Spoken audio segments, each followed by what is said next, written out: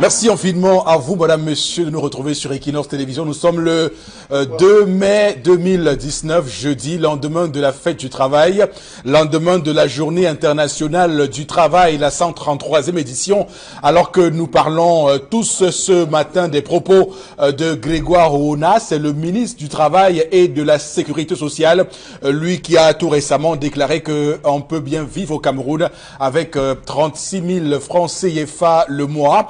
Une déclaration, des propos qui ont été donc relayés par les réseaux sociaux et qui connaissent un vrai débat, une vive polémique, puisque beaucoup estiment que le ministre n'a pas à le dire vu son niveau de vie, vu que lui il est en dehors du besoin, il n'a pas à le dire. Et d'aucuns estiment que le ministre n'a fait que dire ce qui est une réalité pour les Camerounais, qu'il y a de millions de Camerounais qui vivent avec 36 000 francs le mois parce que ayant seulement moins de 500 francs CFA chaque jour. Donc ces Camerounais qui sont pauvres au quotidien et qui vivent bien et qui ne sont pas morts. Mais on voit très bien que dans ce débat, il y a beaucoup d'hypocrisie, il y a beaucoup de gonflement. Ce qui est certain, c'est que on doit le dire, le Cameroun doit augmenter le pouvoir d'achat de ses citoyens. Les Camerounais ont besoin de l'augmentation de leur pouvoir d'achat. C'est une question qui se pose même en France, où les Gilets jaunes ont imposé au gouvernement français d'augmenter le SMIC là-bas en France. Donc c'est pour dire que la question se pose avec acuité, et le SDF dans ce débat a clairement avancé que il y a matière à le faire, à imposer une décision politique visant à augmenter le SMIC de 60 000 francs CFA, et puis au fur et à mesure on va arriver à 160 000 francs CFA le SMIC camerounais. Je rappelle que le Cameroun est dans la zone CEMAC le 5e pays avec le SMIC le plus bas. Il n'y a que la RCA, la Centrafrique, qui fait moins que nous avec un SMIC à 35 000 francs CFA. Le Cameroun est à 36 270 francs CFA, alors que le Gabon, là à côté de nous, est à 80 000 francs CFA. La Guinée équatoriale est à 120 000 francs CFA et le Tchad à 60 000 francs CFA. Donc le Cameroun est vraiment un dernier élève dans cette zone CEMAC, et pourtant nous sommes considérés comme la locomotive de l'Afrique centrale. Madame, monsieur, bonjour et merci à vous de nous retrouver. L'équipe est en place. Monsieur Batchou Chalamel, bonjour et bienvenue. Bonjour, monsieur Eric Fopoussi Negou. Bonjour à tous les téléspectateurs. Un bonjour tout à fait particulier au ministre Grégoire Oona, qui a dit: quand nous demandons à ces gens-là, ceux qui perçoivent moins du SMIC, venez nous dire qui vous emploie sans vous payer le SMIC. Ils ne viennent pas. Question, monsieur le ministre, avez-vous fait le tour des différents services de l'inspection du travail? S'il vous arrivez d'y faire le tour, vous trouverez plein de dossiers, plein d'accusations. Que faites-vous? Voilà encore un dossier qui est sur votre table depuis bientôt 2 ans aujourd'hui, celui des délégués du personnel auprès de la communauté urbaine de Douala. Qu'avez-vous fait? Silence, on joue. Surtout qu'en augmentant le SMIC, là je reviens sur l'augmentation du SMIC, ça permettrait à l'État d'avoir beaucoup plus de ressources fiscales, de recettes fiscales, puisqu'il y a beaucoup d'entreprises qui ne déclarent pas les salaires des employés tels qu'ils les payent pour voilà, influer sur leur impôt sur la société et surtout jouer sur leur chiffre d'affaires. On voit très bien que là encore, il y a beaucoup de choses à faire sur ce plan-là. Également sur le plateau ce matin, vous, Florazé, bonjour et bienvenue. Bonjour Eric Fopoussi, merci. Bonjour à vous sur le plateau et bonjour à nos millions de téléspectateurs, particulièrement ces femmes dans la région de l'extrême nord qui doivent encore en 2019 faire de longues heures à travers une longue file pour avoir ce précieux sésame qu'est de l'eau potable. Et même que cette eau, après avoir attendu aussi longtemps, cette eau n'est pas toujours potable. À toutes ces femmes, beaucoup de courage. Et aussi, rappelons que dans la ville de Douala, il y a un endroit appelé Entrébille. Quand même, c'est un endroit, un village avec une forte population où justement les activités, si vous voulez avoir des Camerounais qui se débrouillent, aller de ce côté. Mais l'accès n'est pas terrible. Vous allez voir des images très atroces. Vous vous demandez si des êtres humains vivent de ce côté. On en parle dans la revue des réseaux sociaux et d'autres informations en complément, justement, Eric Fopoussi, parce que ça fait vraiment mal. Le Cameroun va mal. Ok, très bien. En tout cas, c'est la responsabilité de qui? C'est la responsabilité de monsieur le maire ou de la communauté urbaine ou encore des travaux publics. On va dégager ces responsabilités-là lorsqu'il sera temps pour nous d'en débattre sur ce plateau, madame, messieurs. Également sur le plateau, bon, Bengan, bonjour et bienvenue. Bonjour, monsieur Fopoussi Negou. Bonjour à vous, chers téléspectateurs. Je reste à la suite de Charles Abel Matou pour interroger le gouvernement tout entier, mais en premier rang de quel le ministre du Travail et de la Sécurité sociale. Le premier axe à lui confier était de passer de la prévoyance sociale à la sécurité sociale. Où en est-on aujourd'hui? La fin, la première, comment vous l'appelez, faire du travail, faire des travailleurs ou faire des chauffeurs. Bon, peut-être faudrait changer de dénomination au Cameroun. Pourquoi, monsieur le ministre, vous avez demandé au secteur informel de s'enregistrer à la Caisse nationale de prévoyance sociale? Qui paye les charges patronales pour eux d'informel? Voilà comment le pays est désorganisé. Le secteur de l'emploi du travail est désorganisé. Maintenant, on dit on peut vivre avec 36 000. Très bien. Et les autres qui viennent cotiser, ils déclarent quel salaire alors? Merci, monsieur le ministre.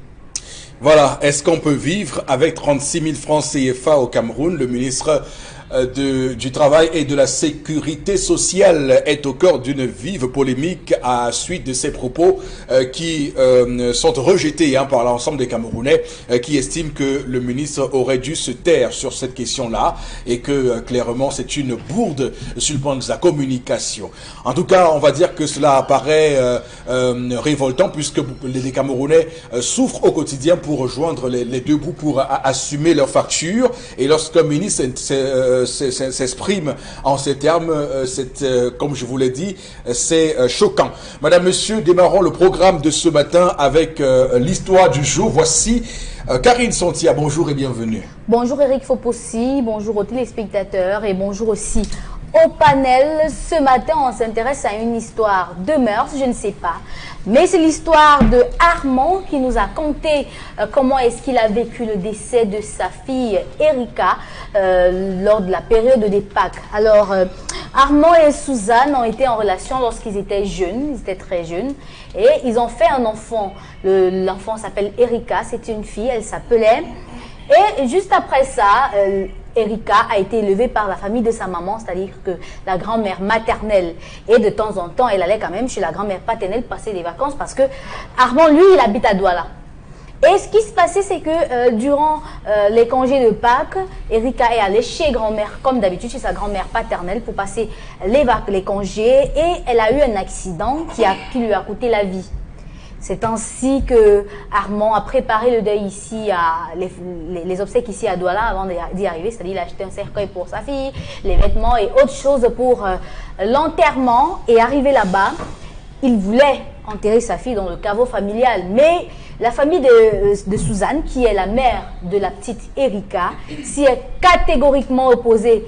Ils ont dit non, c'est impossible, tu n'as pas doté notre fille, c'est impossible que tu enterres la fille chez vous, et en plus, elle ne vivait pas avec toi. Et on vous soupçonne même d'être à l'origine du décès d'Erika. Et Armand a été tellement dépassé par cet événement on avait même déjà enlevé l'enfant à la morgue, introduit dans le cercueil pour enterrer. Dans toute cette cacophonie-là, l'enfant a été enterré sans cercueil, lancé au sol comme, je sais pas, un vulgaire animal, comme on le dit bien de manière vulgaire, enterré comme ça, sans vêtements, rien, emballé dans un drap blanc et introduit au sol. Armand est malade jusqu'aujourd'hui, depuis la période des Pâques. Il n'a pas pu penser ses blessures, il ne sait pas comment faire et il veut faire des problèmes à cette famille parce qu'il se dit que eux, ils l'ont déshonoré, ils ont manqué du respect, je sais pas, à l'âme de sa fille. Il a besoin que sur ce plateau, nous puissions lui apporter des contributions, encore des idées qui lui permettront de penser ses blessures, encore de lui expliquer véritablement est-ce que la famille de Suzanne avait le droit de lui interdire à lui d'enterrer sa fille dans leur caveau familial. Est-ce que c'est normal traditionnellement? Est-ce que légalement aussi ça c'est normal? Il revient à vous, chers téléspectateurs, de donner vos points de vue. Elle avait 9 ans, c'est ça? 7 ans. 7 ans, d'accord, ok. C'est important d'avoir cette précision. Alors, le statut de l'enfant né avant le mariage, c'est une question tout à fait importante pour qu'on comprenne jusqu'où cela crée des problèmes au sein de nombreuses familles au Cameroun et au-delà du Cameroun. On voit très bien dans l'histoire de ce matin qu'il y a une vraie opposition sur comment on doit enterrer cet enfant, où on doit l'enterrer, et cela devient au final un enjeu d'orgueil pour ce monsieur qui estime avoir dépensé de l'argent, s'être occupé comme un père, comme un bon père de son enfant, et donc avoir droit à tout ce qu'il y a comme ristourne de tout cela, même si on est ici dans le cadre d'une affaire funéraire. Donc on estime que là on doit respecter un tout petit peu le moment qui est grave, qui est chargé de douleur et même de pleurs, et c'est désolant parce que de plus en plus en Afrique on constate ces guerres, hein, ces batailles, ces conflits qui naissent autour de la mort, qui naissent autour de la mort, et c'est déplorable, comme je disais il y a un instant. Ça me fait mal personnellement de devoir être en train de parler d'une histoire comme ça sur ce plateau ce matin, parce que évidemment c'est vrai, le bonhomme nous a écrit, il est mal, mais je trouve indécent qu'on soit toujours dans ces batailles qui ne finissent pas, qui n'en finissent pas lorsqu'une personne décède. C'est un manque de respect à la mort, c'est un manque de respect à la vie. Et ça, il faut le dire. Alors bon, Bengan, la question que je vous pose, c'est dans cette histoire, qui a raison, qui n'a pas raison? De toutes les manières, nous n'avons pas tous les contours de l'histoire. Oui. Je vous réponds tout de suite, tout le monde a raison. Tout le monde a raison. D'abord, lorsque vous avez introduit en disant quel est le statut de l'enfant né avant le mariage de sa maman. Oui. Cet enfant appartient au père de la maman. C'est connu. C'est une clarification oui, à faire. Tout à fait. Il appartient au père de la maman. Maintenant, vous pouvez ne pas épouser la maman et vous négocier que l'enfant vous revienne. Donc on dit, vous avez le terme, je dis, vous reconnaissez l'enfant. Je pense que c'est le terme que vous employez souvent. La maman peut aller faire un autre mariage, vous aussi, et vous reconnaissez votre enfant. Il peut bien grandir dans la famille de sa maman, mais le problème c'est que vous devez vous en occuper. Vous devez vous en occuper. Si cet enfant, on l'envoie ailleurs, ou peut-être là où sa maman est allée en mariage, c'est vous devez donner votre point de vue, vous devez donner votre accord. Donc voilà un peu ce qui arrive. Mais ici, on ne sait pas si la fille, la maman d'Erika s'est mariée après. Bon, est-ce que on nous dit seulement que l'enfant vivait dans avec ses grands-parents maternels? Bon, là, il y a un vide. Maintenant, mais ce qui est au moins certain, c'est qu'il n'a pas doté cette femme. Oui. Il n'a pas doté. C'est Donc, pour il a cette peu de raison. droit sur elle. Non. C'est pour cette raison que j'ai dit, la femme peut même aller en mariage ailleurs. Ça veut dire que vous ne l'avez pas doté. Vous avez fait un enfant avec une fille.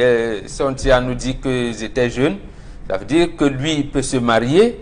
La fille aussi peut aller en mariage. Mais l'enfant conserve le statut, son statut premier, c'est-à-dire qu'il appartient à ses grands-parents. Voilà. Maintenant, vous pouvez donc négocier votre enfant. Et c'est possible, ça annule la Ça annule la dot. dot. Oui, oui, absolument.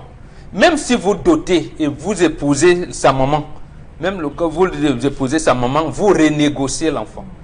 Puis c'est dès lors que la fille accouche chez elle, c'est pas votre enfant. Vous êtes votre père biologique, mais l'enfant appartient à son grand-père. Mais même vous épousez sa maman, vous renégociez l'enfant. C'est-à-dire vous dotez 2 fois si vous voulez. On peut, entre guillemets, vous dotez 2 fois. Donc ici, on ne sait pas, mais toujours est-il que la maman d'Erika ne doit pas vivre avec le géniteur de l'enfant, avec son père, sûrement, d'après voilà ce que je vois dans l'histoire. Donc, j'ai dit tout le monde a raison, donc on ne sait pas. Est-ce que le père d'Erika s'occupait de sa fille? C'est ce que ça nous laisse croire. Je veux dire l'histoire, après avoir... Parce qu'on vous annonce la mort de votre enfant, vous vous apprêtez à acheter tout. Ça veut dire qu'en principe, il s'occupait de sa fille. Et voilà, il s'occupait de sa fille. Et de ce fait, il a le droit de l'enterrer oui, mais chez lui. Oui, absolument. Absolument. Mais maintenant, pourquoi l'enfant était resté chez ses parents? C'est pour ça que je dis, l'a-t-il négocié? A-t-il négocié pour qu'il reconnaisse l'enfant? Ou bien, bon, c'était verbal comme ça. On sait qu'il a fait un enfant ici, c'est un jeune homme. Parce que ça arrive aussi. C'est-à-dire, vous ne négociez pas. Quelquefois même, vous venez, vous donnez tout, mais vous ne dites pas, cet enfant, je veux l'avoir chez moi.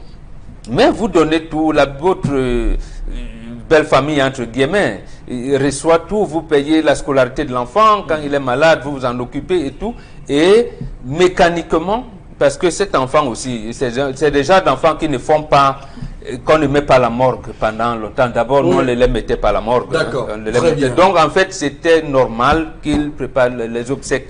Mais arriver sur le terrain, et c'est aussi une bonne attitude pour lui, c'est-à-dire qu'il n'a pas fait les bras de fer. Il a dit, mais enterrer l'enfant, non. Cet enfant, on peut l'enterrer sans cercueil. C'est même ce qui est recommandé dans la tradition. Mais à ce moment-là, la tombe est constituée d'une certaine manière. Mais on doit l'enterrer, en principe, sans cercueil. Mais la tombe, ça engendre beaucoup de choses là-dedans, qui doit être conçue d'une certaine manière et aménagée. En tout cas, ce sont les spécialistes qui doivent réfléchir sur comment, enfin, pas réfléchir, qui doivent dire à ceux qui souhaitent faire ce que vous dites, comment on doit disposer la tombe dans ce cas de figure. Comme vous l'avez dit sur ce plateau ce matin, Bengan. On va passer la parole à Charles Amel Mbachou pour qu'il nous explique ce qu'il faut savoir avec l'histoire de ce matin, Charles, en rapport avec l'histoire de ce matin. Monsieur Eric Fopoussi, je crois que Mbomboke a tout expliqué sur le fond et la flexibilité de nos différentes traditions. L'enfant a perdu la valeur qu'il avait à l'époque. Il a perdu l'essence même. Vous savez, un enfant dans la famille est celui qui assure la pérennité du nom familial de la descendance. Absolument. Ça, c'est le rôle de l'enfant. Toute la famille veille sur l'enfant parce qu'on sait que c'est lui qui prendra la relève demain, la continuité de la famille. Aujourd'hui, les jeunes filles ont transformé les enfants en moyens de chantage. En fonds de commerce. En fonds de commerce. L'enfant, les filles d'aujourd'hui ont tué le mythe qu'il y avait tout autour de l'enfant et ont transformé les enfants en un moyen de chantage. Tu veux voir ton enfant? Pourquoi? Je te dis, tu t'occupes trop même de cet enfant. Les habits de l'enfant, c'est moi qui paye. Ceci, cela, c'est moi qui paye. C'est aussi l'irresponsabilité des pères d'aujourd'hui. Monsieur Eric Fopoussi, à l'essence, il n'y a pas d'irresponsable. À l'essence, il n'y a pas d'irresponsable, je suis désolé. C'est le comportement des uns et des autres qui induit l'irresponsabilité. Excusez-moi. Ok, allez-y. Je vous coupe pas. Oui, merci. Donc, vous faites un enfant avec une fille. L'enfant est encore dans le ventre, il dit que ne pense pas que c'est ton enfant. Tu ne verras plus cet enfant. Comme cet enfant va naître, tu ne vas plus voir, tu ne vas plus t'approcher de l'enfant.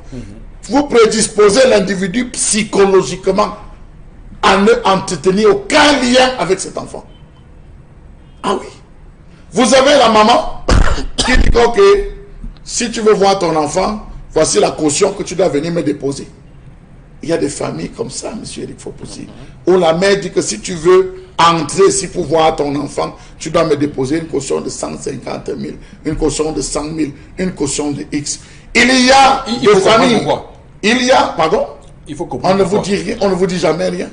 On vous dit ce que vous avez fait. Sûrement, il y a quelque chose, il y a un fait qui a déclenché ça. Oui, mais le fait de monnayer, ce n'est pas bon. Je dis, on vous dit, vous devez verser telle caution.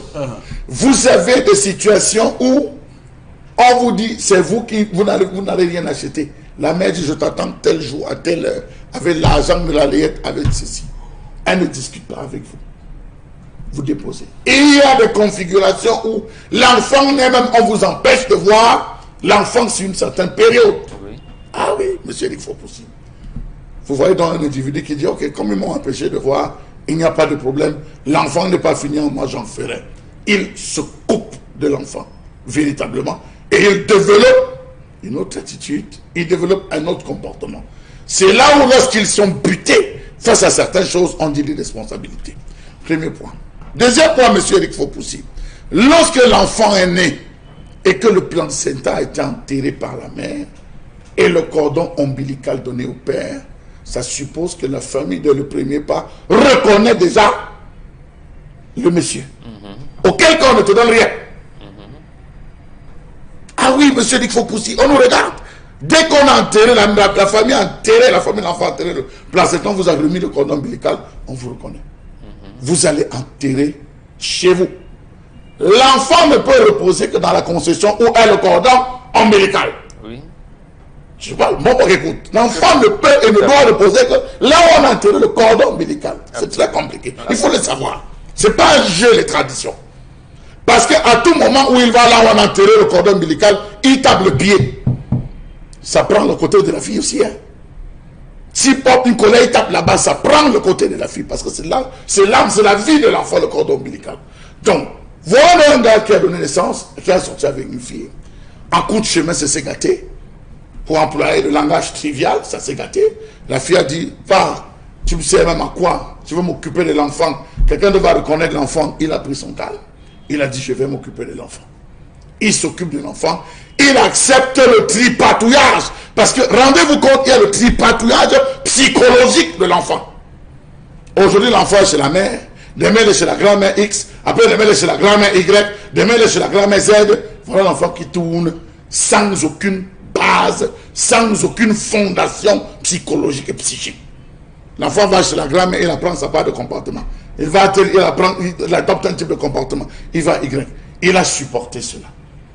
Il s'occupait donc certainement, soit il payait la pension, il s'arrangeait du mieux, parce qu'on sait pas ce que le gars fait, à donner au moins l'argent pour que l'enfant puisse avoir son déjeuner. Il se battait, il se battait, il se battait. En ayant quand même un œil. On lui dit que l'enfant est décédé. Monsieur Eric Fopoussi. Lorsque l'enfant décède, il y a quand même quelque chose qui m'intrigue. Allez-y, dites-nous. Ce qui m'intrigue, c'est que l'enfant fait l'accident. On ne nous dit pas qu'il est auprès de l'enfant. A-t-on caché l'accident au père? Point d'interrogation. Mais enfin, était-ce de l'accident? Non. Permettez-moi. Oui, S'il vous plaît. on donne l'info. On donne l'info. Qui devait donner l'information de sa mère? Non. Est-ce que, je dis, l'accident a eu lieu? A-t-on caché l'information au père? Sûr que la grand-mère a dit à la fille par orgueil n'a pas donné au père, attends. Mais monsieur, il faut pousser, personne ne dort. Moi, je dis personne ne dort. Même ce deuil-là n'a pas lieu, c'est le corps. Je dis personne ne dort, je vous dis et je vous regarde. Personne là. Il s'amuse même, notre corps va tomber, monsieur, il faut pousser. Ah oui, on doit avoir l'information. L'information, attends. Ce n'est pas ton enfant. C'est notre enfant. Oui. Vous voyez le rire de Florence. Je dis, ce n'est pas ton enfant, c'est notre enfant. Donc l'information doit circuler. Maintenant, l'enfant décède. Alors, il y a une précision, monsieur Une précision à faire, oui. L'enfant était en congé chez sa mère, chez sa grand-mère paternelle. C'est là-bas qu'elle a fait l'accident. Il faut bien qu'on Le père était-il au courant? Mais la Vous faute à devez qui? donner l'information. Ah, c'est lui qui héberge l'enfant? Oui, donc sa mère, sa propre mère, c'est ce que l'histoire nous dit. Je dis, la grand-mère ne peut pas dire qui a dit. Si la mère de l'enfant déroutez est au l'histoire. courant, la même source peut dire au père de Le père l'enfant. de l'enfant. Pourquoi vous déroutez l'histoire? Merci bien. L'enfant a eu un accident chez sa Non, ça veut mère, dire chez qu'il y a sa un- grand-mère Il y a un paternelle. hic. Ça veut dire Qui doit informer comme au dit père? Charles Hamel, c'est la grand-mère qui a informé à sa Sa fille, fille. qui a refusé voilà. de dire. Bon, Pourquoi n'est-pas attention, Charles Hamel est dans une histoire. C'est-à-dire qu'il évoque des hypothèses qui ne sont Oui. pas vraies. Non, là c'est vrai. Merci, maman. Clarine nous a Allez, précisé oh. qu'on a informé la mère. Voilà. Pourquoi n'avoir pas informé? Mais le père, C'est la mère. C'est la mère qui doit mère informer. doit voilà, informer à sa ce niveau, il y a un gros hic. Premier point.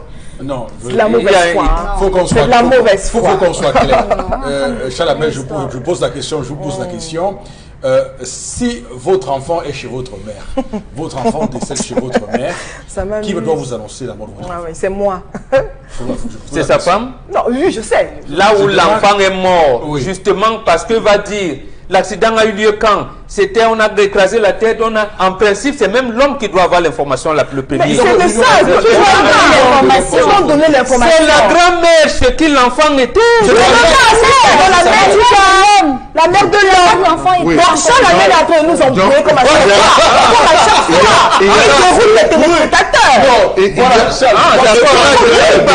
C'est la mère de Gabon. Il déroule les téléspectateurs à chaque fois.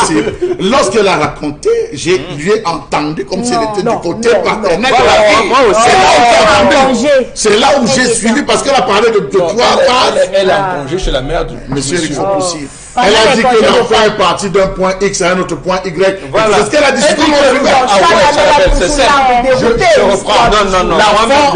Je reprends. L'enfant vit chez sa grand-mère maternelle. Chez la mère de sa mère. Voilà. Ok. Mais l'enfant est allé décéder chez la mère de son père. Ah, d'accord. En congé. Voilà. Dans tous les cas, monsieur Eric Fopoussi. Mais à ce moment, on l'a amené l'enterrer chez la mère de sa mère. Voilà. Vous voyez ça, c'est des informations qu'on n'a pas donné. Parce qu'elle a dit qu'il s'est préparé avec le cercueil pour aller. Bon, vous voyez, ça n'a pas donné. Ça vient. Ça vient. L'histoire. Non, mais Bambouk a suivi. Elle a dit qu'à la mort, il s'est préparé avec les obsèques pour aller. Non. On n'a pas dit qu'on a pris le corps. Non, j'ai très bien écouté les histoires. Mais attends, il vit à Douala, c'est normal. Il vit à Douala. Donc Et il va chez sa mère. Il va chez sa mère. Voilà. Il va chez sa mère en fait. Non, mais attendez, Inch'Allah, mais vous. Non, ça va L'information a été mal déclinée. Non, bon. Moi, je l'ai suivi. également.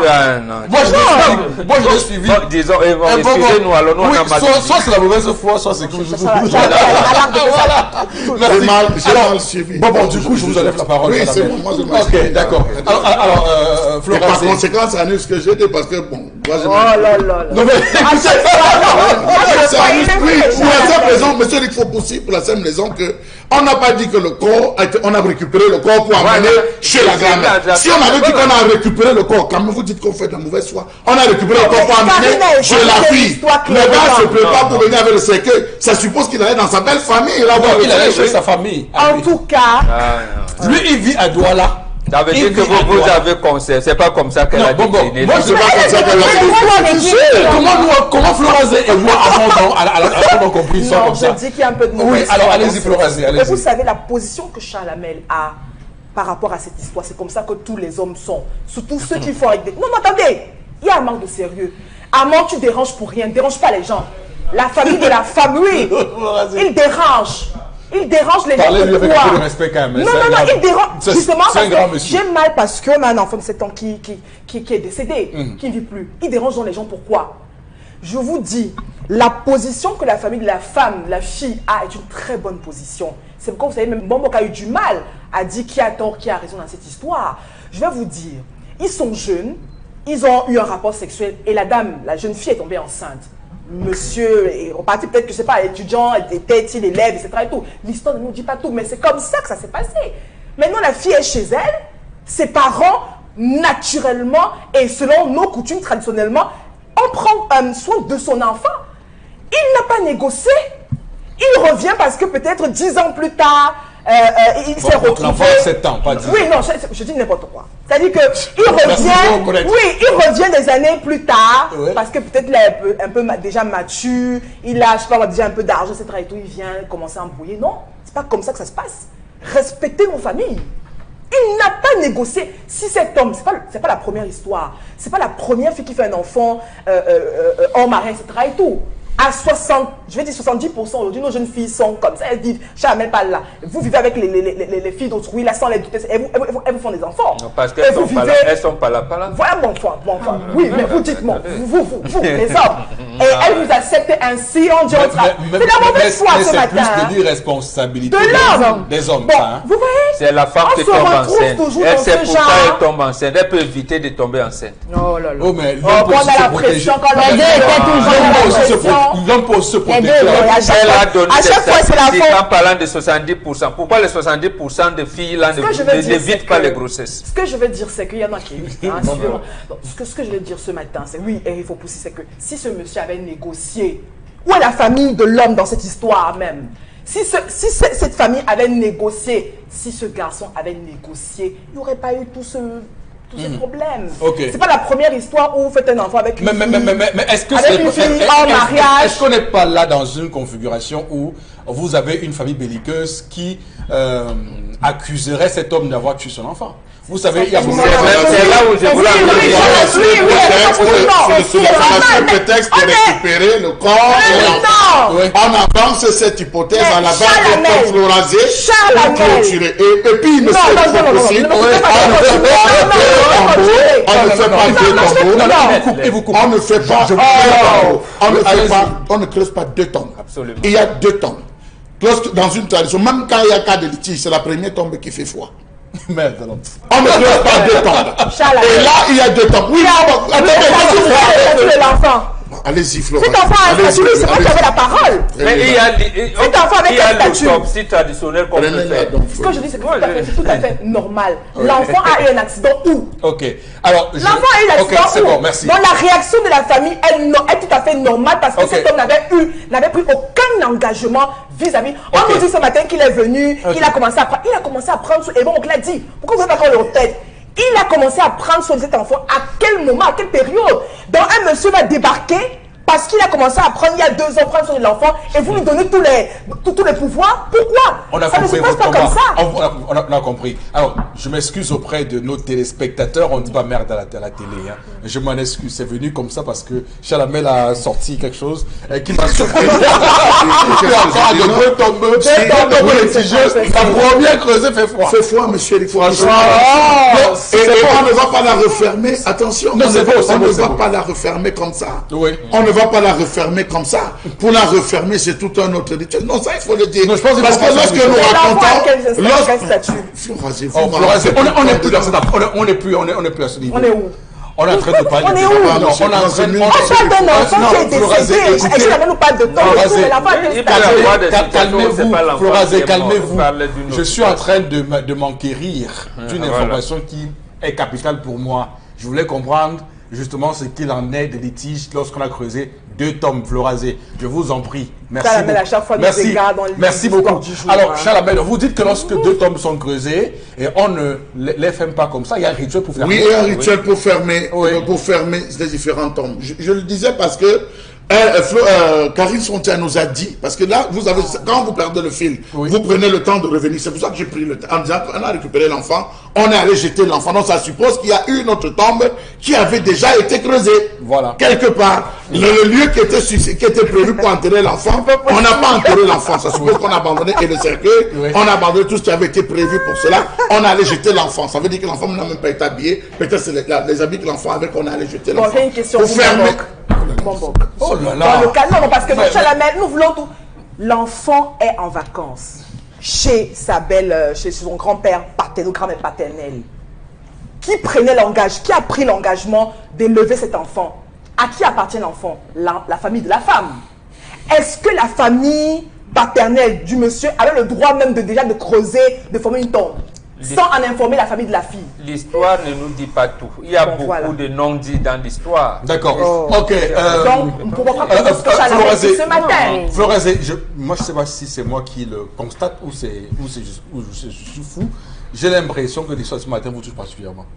Je me trompe, j'ai l'impression que cette histoire vous touche personnellement. Non, toutes les histoires me touchent Non, mais- particulièrement lorsqu'on parle d'enfants et de femmes. Non mais, c'est normal. Non mais c'est normal. Non, sauf que moi je vous vois en sueur. Non, mais Chalamel est allé. Sauf que moi je vous vois. Chalamel, Je vous vois en sueur et tout à fait normal. moi parce ça que m'inquiète. Non, c'est tout à fait normal. Déjà, on a merci, eu monsieur. Chalamel qui a dérouté les téléspectateurs par rapport à l'histoire du Monsieur. jour. Non mais ça, sauf c'est que très non, grave. Chalamel Chalamel a dit ce qu'il a dit. Mais sauf que vous attendez, commencez à discuter sur tout. On parle d'un fait qui n'a rien à voir avec l'histoire de ce jour, la question des tombes. Moi, je veux m'enquérir la situation. Comment les tombes, ça Et se vous gère? Ça n'a rien à voir avec Et vous l'histoire. croyez donc que c'est logique Que quoi? de parler justement d'un autre fait qui n'a rien à voir avec l'histoire du jour? Mais c'est moi qui dirige. Non,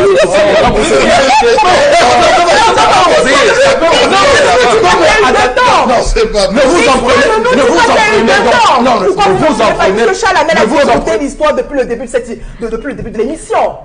On n'en parle pas, pourquoi? Décidément, c'est personnel. Karine Sotion, on va prendre votre point de vue. Vous. Mais il y a quand même, Allez-y. un fait Oui. que nous avons oublié de relever depuis le début, que nous débattons sur ce sujet. Alors, Armand a bien dit dans l'histoire que l'enfant avait l'habitude d'aller en congé chez eux. Donc, ils alternaient. Pendant les classes, elle pouvait être avec sa mère et pendant les congés, il allait chez eux. Ça veut dire que c'était une négociation. Ça veut dire que c'était une entente entre les deux familles que, ok, pendant les congés, l'enfant vient chez moi et ainsi de suite. Maintenant, moi, je ne comprends pas comment est-ce que, lorsqu'un enfant pareil décède, qu'on en vienne à discuter au moment de l'enterrement. Qu'est-ce qui se passe? Est-ce qu'on ne s'arrange pas, on ne s'assoit pas pour discuter de comment est-ce qu'on va enterrer l'enfant avant? Je ne comprends pas comment on arrive là, avant de discuter, non, c'est chez moi qu'on enterre, c'est chez moi qu'on enterre. On finit par enterrer l'enfant comme un petit morceau de bois. Ça ne se fait pas. Dans toutes les familles, lorsqu'il y a décès, même d'un nouveau-né, il y a des gens qui s'asseyent pour en discuter. On fait comment? On part où? On arrange comment? C'est comme ça que ça se passe. Bon, je me trompe. Ça ne se passe pas comme ça. Parce que ici, il faut dire ici que la famille, la maman de Erika, n'avait pas, moi sa famille n'avait pas donné l'enfant au père de l'enfant. Voilà. Elle ne l'avait pas donné. C'était justement des entourloupes. Oui. Moi, je reproche donc à cette famille de n'avoir pas joué franc jeu. Voilà, Florazé parce que Oui, oui. vous apportez à son La fille ou de l'homme? La famille de la fille. La n'a pas fille, joué franc vous jeu. l'avez cueilli.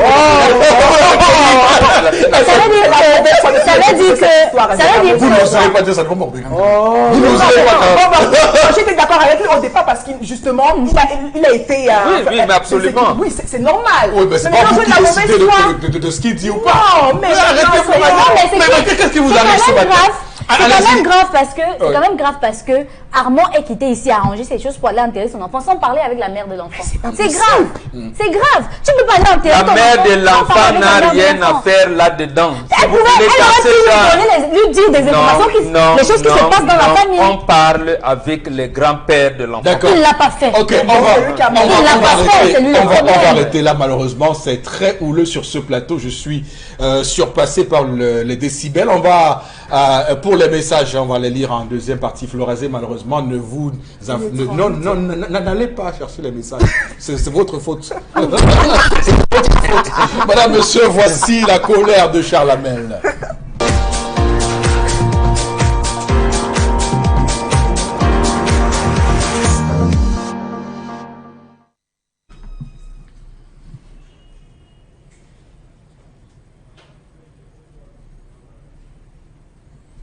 Je m'interroge ce jour sur la question du service d'aide médicale d'urgence SAMU et la médecine d'urgence au Cameroun.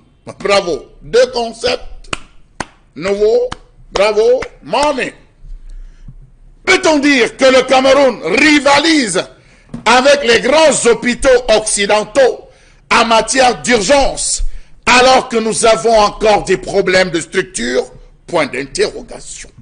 Peut-on dire ce jour que l'accès universel aux soins urgents et le droit à la santé inscrit dans la Constitution de 1996 sont respectés dans les hôpitaux nationaux et régionaux de ce pays? Autre point d'interrogation. Savez-vous que lors de la construction des hôpitaux, les architectes, mieux les commanditaires, n'ont pas pensé que les services d'urgence étaient des entités à part entière? On parle de services d'urgence au Cameroun alors que les salles affrétées ne sont pas équipées, mieux les activités ne sont pas définies. Comment comprendre le fait que le service d'aide médicale urgente, SAMU, ne présente plus fière allure de nos jours? Lorsqu'on venait de créer cette unité au Cameroun, on apercevait des ambulances qui faisaient le tour de la ville. A-t-on encore aperçu les ambulances du SAMU dans nos rues comme avant? Point d'interrogation. Avez-vous déjà aperçu une ambulance lors des accidents de la circulation, même à grande échelle? Point d'interrogation. Avez-vous déjà aperçu une ambulance dans la cité économique Douala lors des accidents de grande envergure? Point d'interrogation. Le schéma reste le même. On emprunte soit l'arrière d'un taxi, soit un tricycle et le tout est joué. Faites un tour à l'hôpital à Quintini de Douala pour comprendre de quoi je parle. Il existe des ambulances garées, l'un est en état de vétusté avancée, l'autre pas fonctionnel, mais on ne sait pourquoi il est là. Savez-vous que dans la salle d'attente, vous avez des médecins dits urgentistes qui sont gaillardement installés, discutant entre eux, attendant soi-disant coup de fil. Fil ou coup de fil qui viendra d'où? Point d'interrogation. Pourtant, la recrudescence des accidents ne cesse de prendre de l'ampleur dans nos différentes capitales. Savez-vous que la jeune femme chargée de recevoir les appels, les écoute tout simplement sans se soucier d'un éventuel coup de fil, puisque les deux téléphones fixes posés à une table ou sur une table à sa gauche sont entièrement recouverts par la poussière, dont on n'appelle pratiquement pas. Savez-vous que le numéro vert du SAMU, entre guillemets, fonctionne de manière intermittente? Aujourd'hui ça marche, demain ça ne passe pas. Allez savoir pourquoi. Savez-vous que le projet pilote du service d'aide médicale d'urgence SAMU, lancé en 2004, n'a fonctionné que pendant 3 ans avant d'être abandonné? Foutaise diront-ils, mais c'est la vérité. Savez-vous qu'une tentative de formation des personnels en médecine d'urgence a connu le même sort? Oui. Savez-vous même qu'un diplôme universitaire de médecine d'urgence a été ouvert à la faculté de médecine et des sciences biomédicales de Yaoundé en 2003? Permettez-moi donc de vous dire ce jour que cette formation s'est arrêtée en 2007. 30 médecins urgentistes ont été formés à cette occasion. En l'absence de politique spéciale pour l'utilisation de ces derniers sur le terrain, ni même une reconnaissance sur le plan de leur carrière professionnelle, ces derniers se sont tout simplement dirigés vers d'autres filières porteuses et vers d'autres pays voisins. Peut-on dire donc aujourd'hui que la médecine d'urgence se porte bien au Cameroun? Point d'interrogation.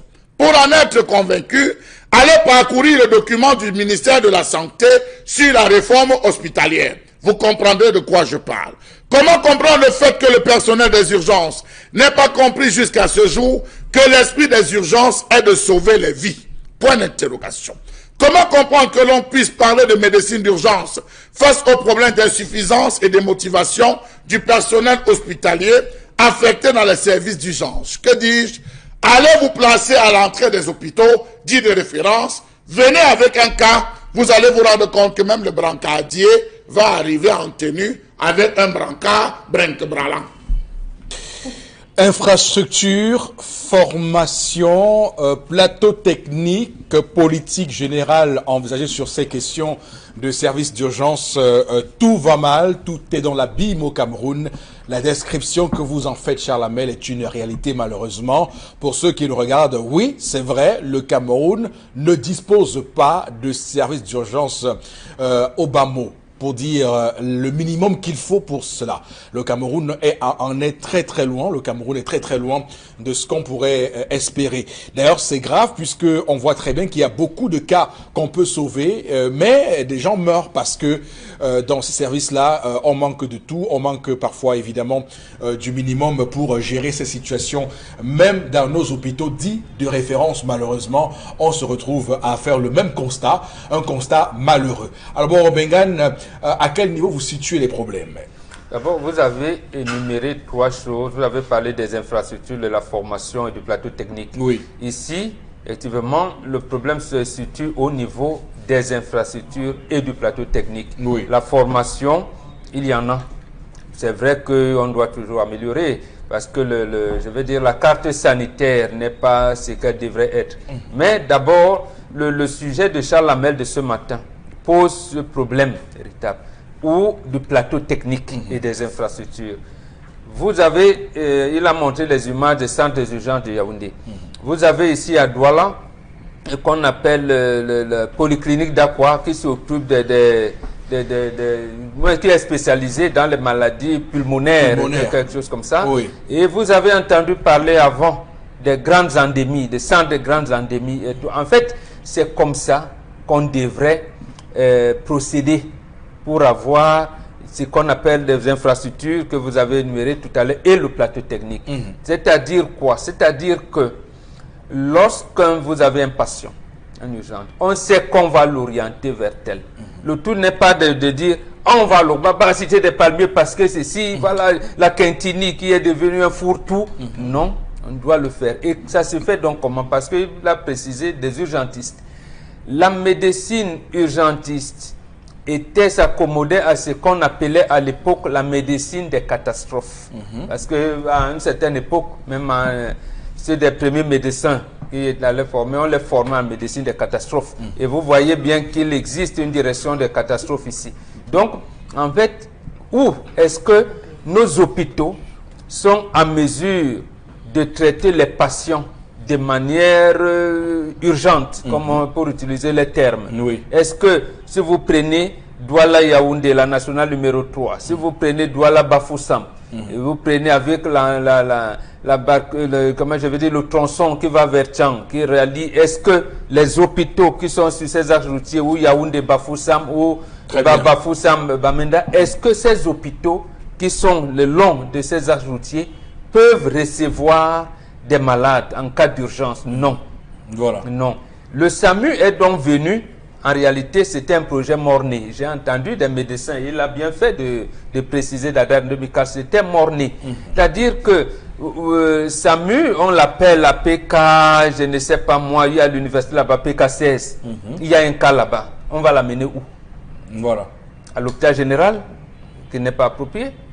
L'hôpital psycho, obstétrique, à la Quintini, avec tous ces embouteillages. Bon, apparemment, lorsque l'ambulance passe, on doit évacuer, on doit lui donner le passage. Mais on l'amène où? Mais il n'y a pas que ça, il y a aussi que les infrastructures routières, les routes ne sont pas de bonne qualité. Mais les hôpitaux camerounais, à part peut-être aujourd'hui le centre des urgences de Yaoundé, les hôpitaux camerounais ne sont pas outillés pour accueillir les malades en cas d'urgence. Vous avez vu à Ezeka. Vous avez vu. Et lorsqu'on ces médecins-là dénonçaient, mais il y en a, parce qu'ils n'ont pas voulu parler à visage découvert, parce que bon, ils ont peur de parler, il faut dire les choses. Ils nous disaient à l'époque off que en fait c'est un projet qui va mourir, qui n'a même pas sa raison d'être, parce que est-ce qu'on va créer des centres d'urgence partout, au point où quelqu'un tombe là-bas, PKC, puisque nous sommes à Douala. Et on l'amène vite, il y a un centre, je ne sais pas moi, c'était des palmiers ou à PK12 ou ainsi de suite. Quelqu'un qui est à Logbaba ou bien à Nyala, on l'amène où? Quelqu'un qui est en Kolbisson, quand on le prend, on l'amène où? Et l'autre qui est en Konsamba, on l'amène où? Et l'autre qui est à Sanchou. Voilà, c'est un peu ça. Donc en fait, on a mis la charrue avant le bœuf. C'était comme tous les slogans du renouveau, c'était un slogan creux, malheureusement. Malheureusement, et on continue à subir les conséquences de cette absence, cet abandon dans la santé des Camerounais, du moins sur le plan des urgences. Alors, Karine Sontia, quelle est votre lecture? Vous pensez quoi de ce sujet? Je vais faire un bond en arrière pour revenir en 2018. C'est-à-dire que fin janvier, début février, on a suspendu la ligne téléphonique du SAMU parce qu'il y avait des travaux de réaménagement. Et je pense que M. Bachou est revenu justement sur la description physique de ce SAMU-là, c'est-à-dire des téléphones fixes qui sont recouverts de poussière. On sent bien que personne ne les a utilisés il y a bien longtemps. On voit aussi bien que même les véhicules d'ambulance, ceux qui sont garés, un donne, l'autre ne donne pas. Il y a la propriété du directeur. Voilà. Et dans la salle, vous allez trouver que des médecins sont en train de discuter, de parler de tout et de rien. Et la personne qui est chargée de recevoir ces appels-là n'est même pas dans son bureau. Donc, c'est vraiment du désordre total. Et comment est-ce qu'on fait si c'est que à un moment donné, quelqu'un a un malaise et il faut bien appeler le SAMU pour qu'il vienne sauver des vies. Et c'est grave parce que nous sommes dans un pays où non seulement l'état de santé, les Camerounais sont tout le temps malades, il n'y a aucune aucun service de prévention même de ces maladies qui fonctionne. Encore qu'au niveau de l'urgence, c'est à l'hôpital, c'est même aux urgences que tu peux attraper une autre infection qui peut te conduire à la mort. Oui, d'accord. Alors, on va aller avec, évidemment, Florazé sur cette question. Oui, quel est votre propos? Oui, ça me fait très mal parce qu'on a souvent l'habitude de dire que ce qui arrive à l'autre aussi, quand ça vous arrive, vous constatez véritablement que les choses sous certaines situations ne sont pas faciles. Moi-même, personnellement, 2 fois, je suis arrivée aux urgences. C'est-à-dire qu'on a transformé nos hôpitaux en lieu de commerce. La dame qui m'a accueillie aux urgences, j'étais en sang et tout ça, a estimé que je devais attendre parce que je n'avais pas encore payé le gant et tout. Et j'hurlais de douleur. Et puis, j'ai dit, mais c'est quoi votre rôle, madame? Venez m'administrer. Vous ne voyez pas comment je suis en train de... Et elle me dit, je gueule et pourtant, je n'ai même pas encore payé le gant, etc. Et tout. Le gant qu'elle est en train de prendre là, c'est pour elle, etc. Vous voyez le langage? Il faut refaire les hommes. Il faut refaire les hommes qui prêtent serment, c'est ça. C'est-à-dire qu'au-delà du plateau technique qui est absent dans nos institutions hospitalières, qui sont ces personnes qui sont dans nos hôpitaux, femmes, hommes, ils sortent d'où, ils viennent d'où? C'est vrai, le ministre de la Santé a pris sur lui justement d'améliorer les conditions de travail de son personnel médical. C'est vrai, ça passe par une amélioration des conditions de vie, salaire et tout, mais quand on est assigné à faire une tâche, et il faut pousser, quand on parle de sauver des vies, vous avez devant vous des enfants. Il y a 2 semaines, justement, à l'hôpital La Cantini, il y a un enfant, bon, on ne parle pas de technique, de 2 semaines qui a perdu sa vie faute d'oxygène. Et des cas comme ça, on en enregistre une tonne. Une tonne. Moi qui n'ai pas été victime. Il y a des victimes tous les jours. J'avoue que je vous accompagnais ce jour-là. J'avais été d'ailleurs choqué de cela. Et sur ce plateau, j'avais demandé qu'on vire ces femmes-là. Les gens avaient trouvé que c'était dur, mais ce que j'avais vu vous faire ce jour-là me paraissait quand même tout à fait surréaliste par rapport à une personne qui est en souffrance, accidentée, le sang partout, et qu'on fasse ça. Je trouvais que ces femmes-là devaient complètement être virées. Malheureusement, elles n'ont pas été virées. On leur a donné juste une petite suspension, mais c'est déjà ça. Alors, on va, je ne sais pas, on va continuer à éplucher cette question Chalamel en disant clairement que sur ce sujet, il y a beaucoup de choses à faire. Il y a beaucoup de choses que le gouvernement camerounais n'a pas fait aussi. Monsieur Eric Fopoussi, ne nous trompons pas. Les urgences, ce n'est pas une chambre. Les urgences, ce n'est pas une chambre. Les urgences, c'est un département. Absolument. C'est un département complet et différent d'autres. C'est un département qui a sa manière de fonctionner. Or, chez nous, c'est des chambres. Hein. C'est des chambres qu'on te met dans une chambre. On dit bienvenue aux urgences. C'est la plaque qui te fait comprendre que tu es aux urgences. Tu rentres, tu trouves ici, il est là, dedans. L'autre là, c'est un blessé et tout. Ça peut même te faire choquer. Ouais, les infirmières se changent à qui arrive, tu es fini, tu entends. Il y a un gars qui tousse dans un coin. Et un autre. Non, monsieur, vous choquez d'abord. Ça, c'est le premier point. Ça devait être des zones vraiment bien séparées pour permettre aux malades de se retrouver. Ça, c'est le premier point. Le deuxième point, monsieur Eric Fopoussi, c'est que les médecins urgentistes, on a des médecins. On a des médecins qui ont été formés sur la notion d'urgence. Mais eux-mêmes disent qu'ils ne sont pas employés. On ne les emploie pas.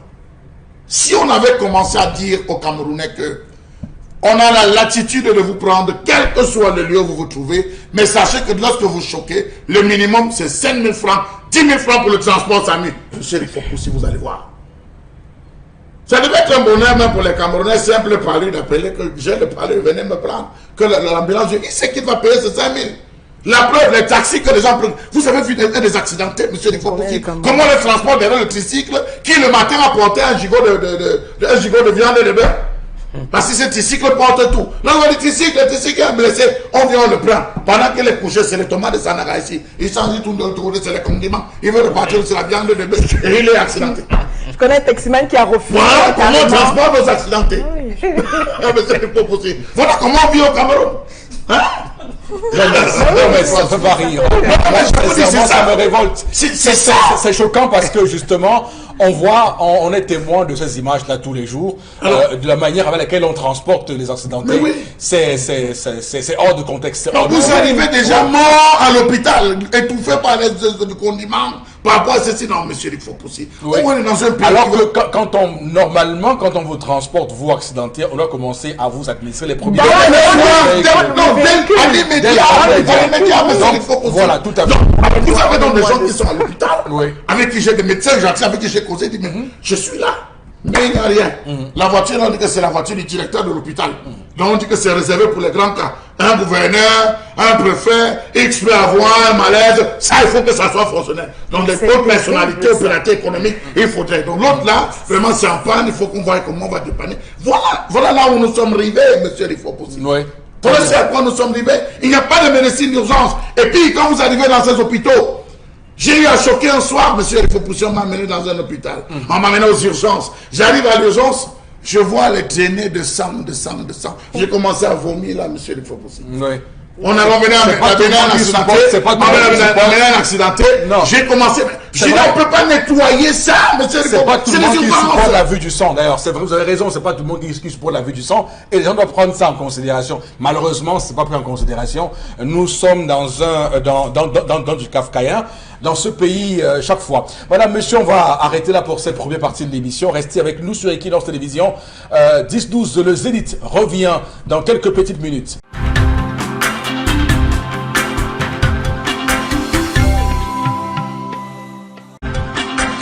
Retour sur ce plateau, madame, monsieur, pour cette deuxième partie du 10-12, le Zénith. Nous sommes le jeudi 2 mai 2019, un vrai plaisir pour nous parce que nous sommes à la veille de la journée mondiale de la liberté de la presse. Oui, la presse a une journée dans le monde entier. Le Cameroun va célébrer cette journée d'ailleurs.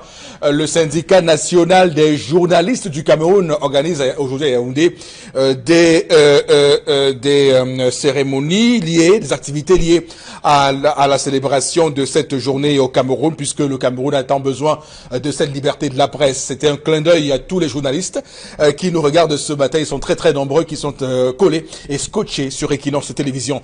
Pour cette deuxième partie de l'émission, puisqu'en première partie, il n'y a pas eu de message lu. Je rappelle qu'il y a eu beaucoup de bruit, cacophonie. On a reçu évidemment des retours, Chalamel, Florazé, Bengan et Karine Sontia, de ce que nous avons été vraiment à 5 sur 20 hein, sur cette histoire du jour où tout le monde parlait en même temps. Donc on va tenter de prendre l'engagement désormais de parler chacun à son tour pour qu'on se comprenne tous et pour que cette émission, comme vous le voyez, demeure dans son esprit habituel. Alors, Florazé, je me retourne vers vous pour qu'on puisse rapidement lire quelques messages avec vous. Allez-y rapidement, oui. Depuis Kouamban réagit, il dit, et là, que dire de la Croix-Rouge camerounaise aujourd'hui, que de mots au Cameroun. Que de morts ou de mots? Que de mots. De mots. M-A-U-X. Autre réaction. La navette que faisait l'enfant entre les deux familles nous montre qu'il s'entend. Je peux donc dire sans risque de me tromper que c'est la cause de l'accident qui pose un véritable problème dans cette histoire, quand il n'y a pas des accusations par la famille de la fille. D'accord. Autre réaction, ce garçon n'a pas, pour ma part, ce garçon n'a pas raison, donc les réactions arrivent, n'a pas raison, nous sommes tous africains et savions que lorsqu'un homme n'a pas doté une fille, les enfants ne lui reviennent pas, encore moins la fille. Voilà, c'est Aurélien qui réagit à PK11. Non, peut-être faut apporter une précision. Oui, ce n'est pas automatique. Oui. Vous pouvez faire des enfants avec une femme, elle se marie avec quelqu'un d'autre. Est-ce que les enfants que vous avez fait avec elle appartiennent à l'homme qui l'a doté? Non. Appartient pas à l'homme qui l'a doté. Appartient à son grand-père. Et maintenant, vous qui êtes le géniteur de ces enfants, vous négociez pour que ces enfants vous reviennent. Maintenant, ces enfants peuvent être élevés chez sa maman, ou alors chez le mari, le nouveau mari de sa maman. D'accord. Très bien. Florence, j'espère qu'on a eu le temps de trouver un prochain message. Oui, bien sûr. Guy à Yaoundé, justement, dit que vraiment, il y a toujours des problèmes dans notre pays. Ça fait vraiment mal. Autre réaction, quand on parlait des hôpitaux, on a envie de pleurer, car chez nous, on n'a même pas de centre de santé, il a dit case de santé. À l'heure actuelle, à l'heure où je vous parle, une femme pleure déjà ses 3 enfants malades, mais il ne nous dit pas où. Voilà. Autre réaction, mes oreilles sont... Alors, continuons comme ça. Hein. Dans notre cher et beau pays, il n'y a pas déjà de plateau technique adéquat pour... alors, le service des urgences n'est qu'une heure. Odile Ndjoumou Bonaberi qui réagit ce matin. Oui. On prendra beaucoup de temps sur le message sur la mail. Ne me regardez pas comme ça, je vous en prie. Ne me regardez pas comme ça, je vous en prie. Ok. Il y a Amina, voilà, Amina réagit à Yaoundé, elle dit l'histoire du jour est vraiment compliquée. Encore Eric Darfus qui dit vraiment, donc au Cameroun, il n'y a finalement rien alors. Autre réaction, l'enfant appartient au père malgré tout. Autre réaction ce matin, lorsqu'il y a 2 tombes creusées, celle non utilisée sera refermée après qu'on ait mis dedans un tronc de bananier.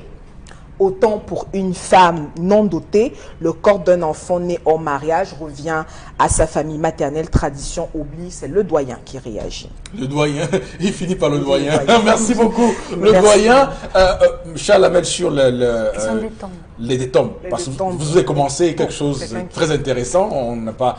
C'est vrai ça, on recouvre avec un bananier, un tronc de bananier, c'est ça, c'est vrai. Ou ça dépend des cas. Non, monsieur Eric Fopoussi, déjà même que cette histoire est compliquée, partant du début. Pourquoi je le dis? Parce pardon, que on n'enterre pas. Pardon, ne revenez pas à l'histoire. Il y a 3 points. Oui. Permettez-moi, il y a 3 points. On ne peut pas biaiser. Il y a 3 points. Le premier point, c'est la colère. Il y a une colère. On n'enterre pas quelqu'un dans la colère. Non. Le ventre va gonfler. Et lorsque ça va exploser, des gens vont tomber. On n'enterre pas dans la colère. Pourquoi cette précipitation à rapidement enterrer dans la colère? Non. Parfois on laisse. Parfois on laisse le corps. On laisse le corps là. On chasse tout le monde. On attend que la tension baisse. Les gens se retrouvent avant 18 h pour qu'on dépose le corps. Si jusque-là, il n'y a pas d'entente, on renvoie les gens, on conserve le corps pour le lendemain. On n'enterre pas dans la colère. Deuxième chose, monsieur Eric Fopoussi, lorsqu'il y a déjà 2 tombes, je vous dis la première, la deuxième tombe est toujours la belliqueuse.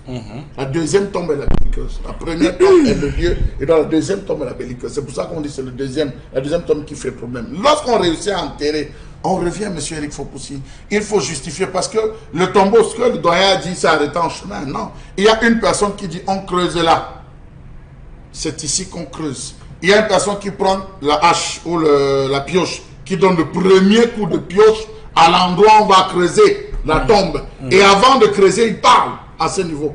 Que lorsque on est en train de creuser cela, elle va accueillir le corps de tant, l'enfant de tel, sorti de tel, de tel, de tel, de tel. Lorsqu'il a fini ce tour, il part. Et il y a les fossoyeurs au village, ceux qui creusent, qui viennent creuser donc justement la tombe. Lorsqu'on a creusé la tombe, celui qui vient regarder la tombe prépare la tombe qui va accueillir le corps. Donc lorsque tout ce rituel est respecté, à la fin, lorsque vous partez, il y a bien évidemment le bananier, il y a le chuchu, il y a un bouc castré qu'on doit égorger, monsieur Eric Fopoussi. Il a parlé de bien, mais un bouc, parce que la terre aura soif. Il faut couper cela, donc il y a tout un autre rituel qu'il faut faire avant de le fermer. Cette tombe, c'est un peu long, mais ça va être... D'accord, merci. Il y a aussi un régime de comment l'appeler, des pommes qui n'a pas de noix. On peut mettre là-dedans. On peut mettre là-dedans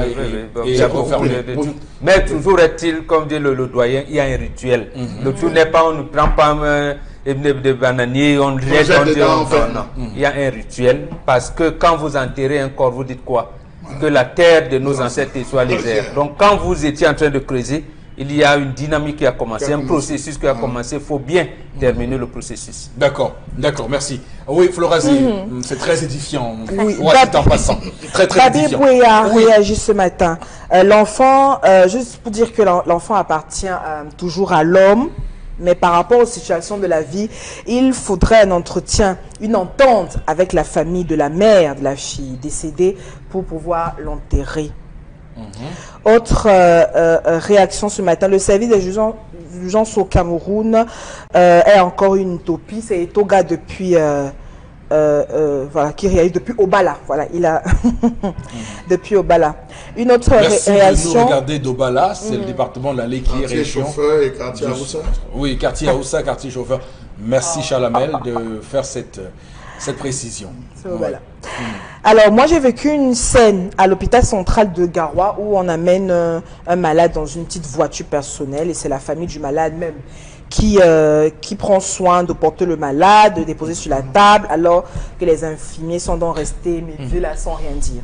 D'accord. J'ai vécu la même situation. C'est une question importante, Chalamel. Elle est d'une importance capitale. Nous n'avons pas de brancardier.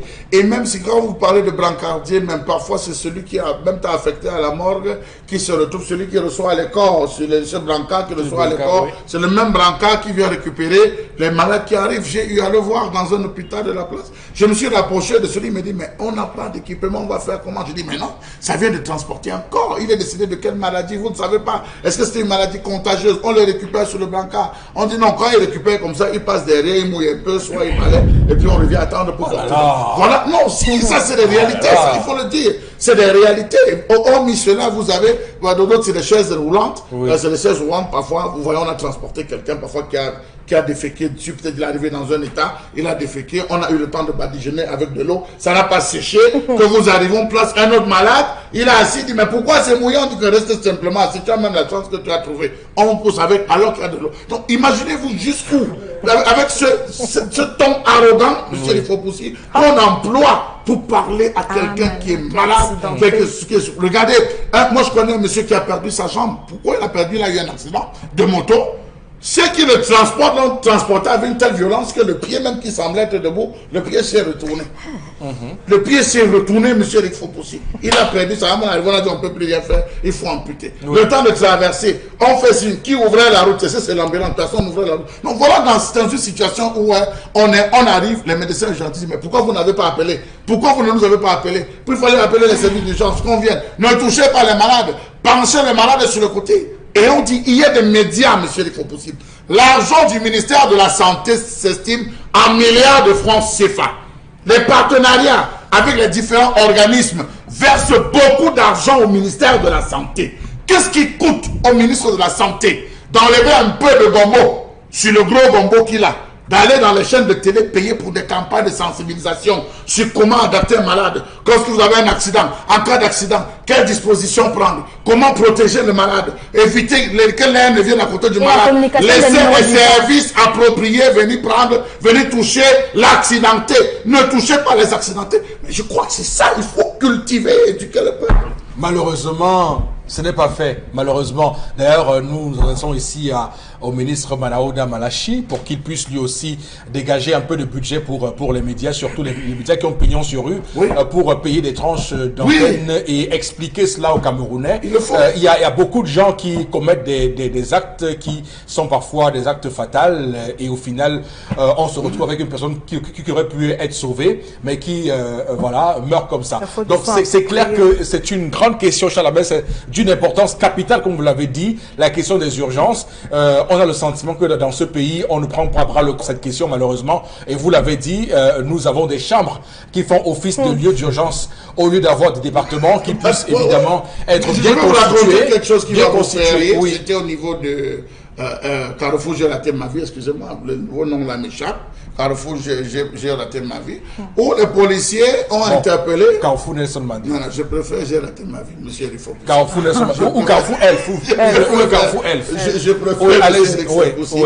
Où on a les policiers, il y avait un embouteillage, et voilà un véhicule qui arrive, une ambulance, qui arrive à l'accélération.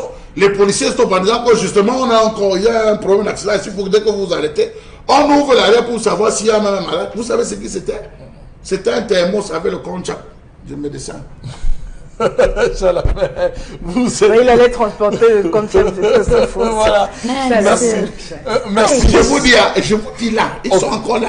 C'était le concha dans le thermos. Ça a scandalisé littéralement les policiers qui étaient là. Ils ont dit non, c'est pour le médecin, on allait chercher le concha. Non. Avec la voiture d'urgence. Bien sûr. Voilà, vous voyez à quel niveau. C'est grave. Mais monsieur Fopussi, il faut quand même relever un point.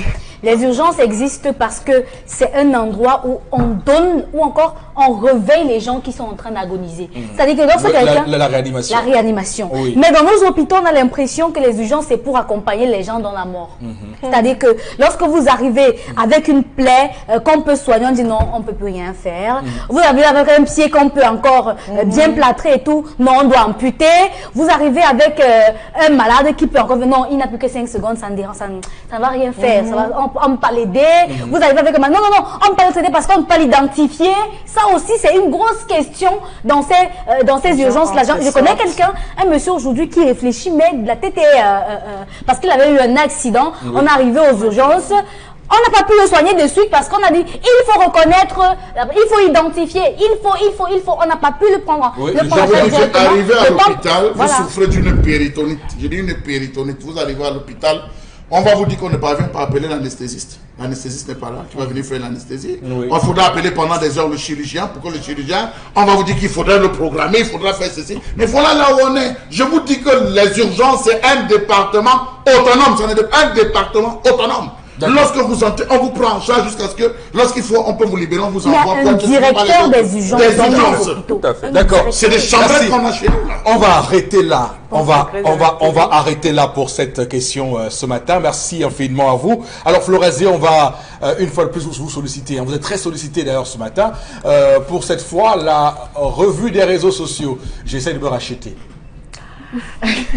Alors, 3 informations pour ce matin. Il faut pousser avec celle qui fait le buzz. Ces déclarations du ministre du Travail et de la Sécurité sociale qui donc a laissé entendre qu'au Cameroun, il est possible de vivre avec 37 270 francs CFA.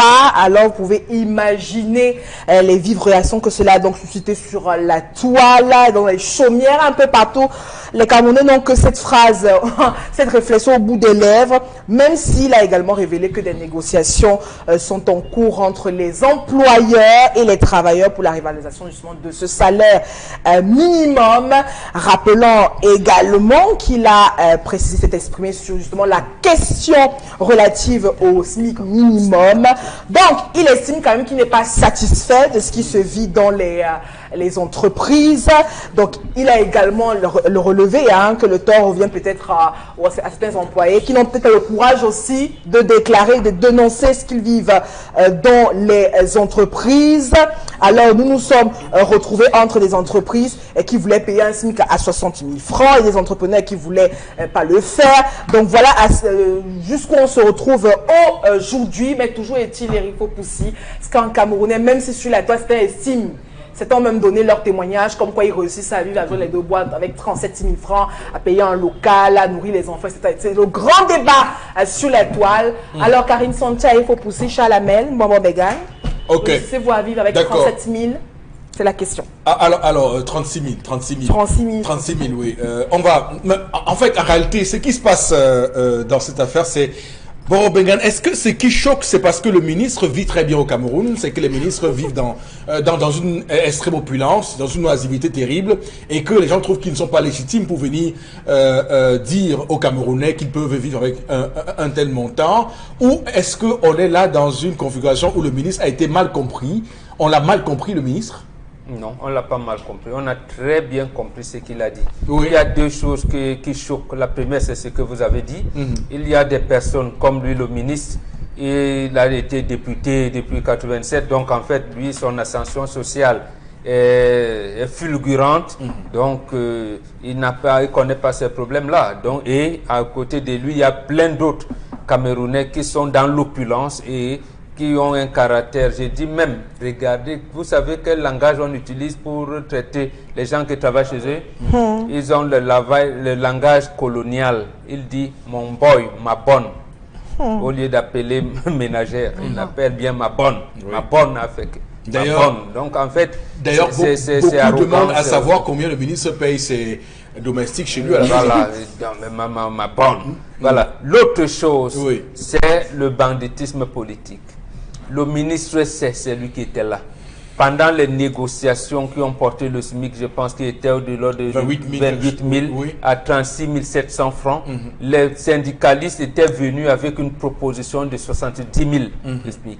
Le consensus a été trouvé à 36 700 francs avec l'engagement, je dis bien l'engagement du gouvernement selon lequel ce SMIC va augmenter dans les 2-3 ans qui suivent. Donc quand le ministre le même qui vient là aujourd'hui vous dire qu'on le fait, ça veut dire qu'il y a du banditisme dedans. C'est-à-dire, pour le comprendre, c'est un peu ce que fait l'entrepreneur en chef lui-même. Dès lors que vous êtes dans des négociations, on oublie les minutes qu'on prenait pendant des négociations. On se fie uniquement à la résolution finale. Or, les minutes disent, parce que lorsque vous avez une loi, il y a ce que vous appelez l'exposé des motifs. Par rapport à ceci, nous avons été considérant que, voilà, on arrête donc le SMIC à tel montant. Au bout de 2-3 ans, ce SMIC devait augmenter. Donc, les partenaires sociaux, c'est comme ça qu'ils les appellent ailleurs, devaient encore se réunir pour reporter, ou ils devaient peut-être par information en leur disant, faisant suite à notre réunion de concertation de temps visant à j'ai l'honneur du gouvernement, je ne sais pas, c'est un décret constituant, voilà, de porter le SMIC aujourd'hui à 70 000 francs parce que c'était ça, les négociations abordées. Donc quand il le fait, il faut donc que c'est tout à fait normal que les gens soient offusqués. Il se dit, mais attendez, depuis 2014, on devait être au moins à 70 000 francs. Mais parce que les Camerounais sont tellement... Et vous avez utilisé souvent l'expression aussi, le syndrome de Stockholm. Parce que il nous amène toujours à embrasser et à aimer notre bourreau. Au point où le bourreau va même vous écraser, vous allez toujours dire oui monsieur. Il vous écrase, vous dites oui monsieur. Donc c'est pas possible, ça irrite les gens et ce n'est pas normal. C'est du banditisme, permettez l'expression. Mais bon, est-ce que quand on regarde... un Camerounais peut-il vivre avec 36 000 francs le mois?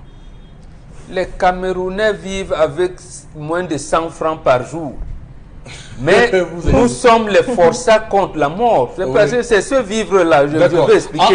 Pour vous, en fait, c'est que le ministre, quand il le dit, vous avez le sentiment que c'est un élève qui a échoué et qui estime que non, il a réussi. Oui, tout à fait. Parce qu'il y a des élèves comme ça. Moi, j'avais un camarade. Et une forme. Voilà. Non, c'est pas ça. On lui dit, bon, tu as eu combien? Il dit, non, Niembo aussi a échoué. Il ne dit pas qu'il a échoué. Voilà, tout à fait. Bon, est-ce que vous avez dit Niembo aussi a échoué? Donc, en fait, nous sommes dans une situation où, comme les Camerounais, j'allais dire, ne veulent pas se soulever, se disent, bon, ils ont volé l'argent du pays, qu'ils vivent. Nous nous contentons du peu. Il dit que non, vraiment, les Camerounais sont là pour on ne peut pas vivre avec 50 000 francs. On ne peut pas. Surtout dans les grandes villes, vous ne pouvez pas vivre avec 50 000 francs. Aujourd'hui au Cameroun. Alors, ce que vous dites est tellement vrai. Vous avez ouvert les yeux à beaucoup de Camerounais ce matin. En fait, le ministre est en train de narguer ces Camerounais-là qui réussissent à se battre, justement, à vivre avec si peu, sans jamais protester. Voilà. Comme nous sommes les forçats contre la mort, en réalité, nous ne vivons pas pour chercher une place au soleil, mais nous vivons pour ne pas mourir. Voilà, tout donc, à fait. il prend donc ça en disant, mais de toutes les manières, il ne se soulève même pas. Donc, il se contente de ça de toute manière. On a une boîte de riz de 150 francs qu'on a acheté, on mange ça pendant 2 jours. Une famille de 4 personnes. Voilà. Alors, Chalamel, est-ce que c'est bien cela qu'on doit comprendre? Ça veut dire que le ministre dit que les Camerounais peuvent vivre avec 36 000 francs CFA parce qu'il se rend compte que, mais je vois personne ne se plaint. Personne ne se lève pour gréver, pour protester que ce qu'il reçoit à la fin du mois est tout petit. S'ils réussissent à s'en sortir, ça veut dire que on ne bouge pas, circuler, il n'y a rien à voir, gardons le statu quo. Monsieur Eric Fopoussi, un texte très ancien propre à la colonisation disait ceci, je cite, « Ne libérez jamais l'esclave qui vous rapporte de l'argent. Donnez-lui l'impression qu'après vous, il n'y a plus rien. Soyez pour lui un maître et lui un esclave. Rappelez-lui que c'est grâce à sa gentillesse, à votre gentillesse, autant pour moi, votre gentillesse, qu'il existe. De temps en temps, donnez-lui l'impression que vous vous souciez de ses problèmes, donnez-lui des gratifications, mais après, brimez-le et matez-le. Hitler va aller plus loin, monsieur Eric Fopoussi. Remettant cela à jour, il va attraper une poule, il va la déplumer, elle va crier, il va la déplumer. Une poule qu'on aura affamée, on va la déplumer. Il va déplumer de manière vive. Après, il va la lâcher, prendre des grains de maïs, jeter, et la même poule va venir picorer en disant, voilà, Je vous prends ces exemples pour terminer. C'est fort, c'est fort évocateur. Oui, je prends ces exemples et je clôture là en disant que nous sommes face à un gouvernement d'arrogants, de méprisants et de suffisants en face des populations qui ont un seul mot, on est habitué. Voilà. Oui, absolument. Oui, Karine. On va noter qu'à un moment donné, le ministre a aussi dit qu'il lui aussi n'est pas satisfait de ce SMIC-là. Mais beaucoup de personnes quand même se posent la question de savoir comment est-ce qu'on fait pour vivre au Cameroun avec 36 000 francs. J'ai entendu quelqu'un de la société civile dire aujourd'hui que ce SMIC a été arrêté en fonction d'une discussion entre l'État du Cameroun, le patronat et les employés. J'aimerais bien savoir quel type d'employés ont assisté à cette discussion. Et cette personne a encore relevé que le principal, le second recruteur au Cameroun, qui est la CDC, avait dit non, il ne peut pas supporter les charges de son entreprise si jamais on augmente le SMIC à 60 000 francs. Je me suis bien posé la question de savoir comment est-ce que cette CDC-là paye ses employés, combien est-ce qu'ils touchent, comment est-ce qu'ils vivent pour pouvoir permettre aux Camerounais de consommer ce qu'on consomme de cette entreprise. Donc ça veut dire que c'est une chose, c'est un système bien arrangé avec le patronat. Je ne sais pas, je ne vais pas incriminer quelqu'un, mais je me dis que c'est un système bien huilé avec le patronat camerounais et peut-être certains organismes pour continuer à garder le Camerounais dans sa léthargie. Parce qu'un Camerounais qui se lève le matin et travaille plus de 8 heures de temps et gagne 36 000 francs, je vous assure, c'est l'horreur. Et voyez dans quelle maison est-ce qu'ils habitent. On paye le loyer à combien au Cameroun, que ce soit une chambre en carabote, en matériaux provisoires ou bien en matériaux définitifs. Combien est-ce qu'on paye la chambre, qu'elle soit moderne ou pas. On ne paye pas une chambre à Douala à moins de 15 000 francs si elle n'est pas moderne. Donc si cette chambre est moderne, l'exemple sur les chambres à carabote, c'est là de tout. Voilà. C'est au moins 15 000. Voilà. C'est 15 000 au Cameroun. Voilà. C'est 15 000 de base. Donc ça c'est pour lorsque vous trouvez dans un quartier. Lorsque vous êtes seul. Voilà, lorsque vous êtes seul. Mais seul, si vous êtes deux, le bailleur en vous voyant deux, il augmente le salaire. Il augmente le ça veut loyer. dire que le matin vous ne mangez pas. À midi, à midi, riz et sauce, sans viande, sans poisson. Sans bunga. Sans bunga. Sans bunga. Il faut d'abord trouver les instruments pour la sauce. Voilà. Il faut d'abord trouver ce avec quoi on va faire la sauce. Au moins ce 5 ans que vous êtes seul. Ça veut dire que vous allez marcher à pied, aller-retour, là où vous êtes allé faire le tour. Et ça sans maladie. Oui, sans maladie et tout. Donc, oui. Alors non, c'est tous ceux qui sont au gouvernement. D'ailleurs, beaucoup de gens disent que ça a été une bourde communicationnelle. Ça, il n'y a pas deux choses pour expliquer ça. Vous voulez les justifier? Non, non. Est-ce que le ministre Grégoire Owona emploie des gens qui ne lui ont pas été donnés? Les domestiques. Est-ce qu'il emploie quelqu'un à ses propres frais? Il a droit d'office à un domestique, il a droit à un chauffeur. Son rang de ministre lui confère certains avantages, il a droit au chauffeur. Est-ce que c'est lui qui les paye, monsieur le Vous comprenez le sens avant de répondre. On va dire. Il aurait pu se taire parce que en réalité, il est en train de montrer le plafond de verre de son gouvernement. Il veut dire que le gouvernement camerounais actuel, le régime actuel, ne peut pas donner aux Camerounais plus de 36 000 francs et qu'on doit s'en contenter. Mais c'est ça le message envoyé. Dans une nation, le procureur de la République devrait se saisir d'un dossier comme celui-là.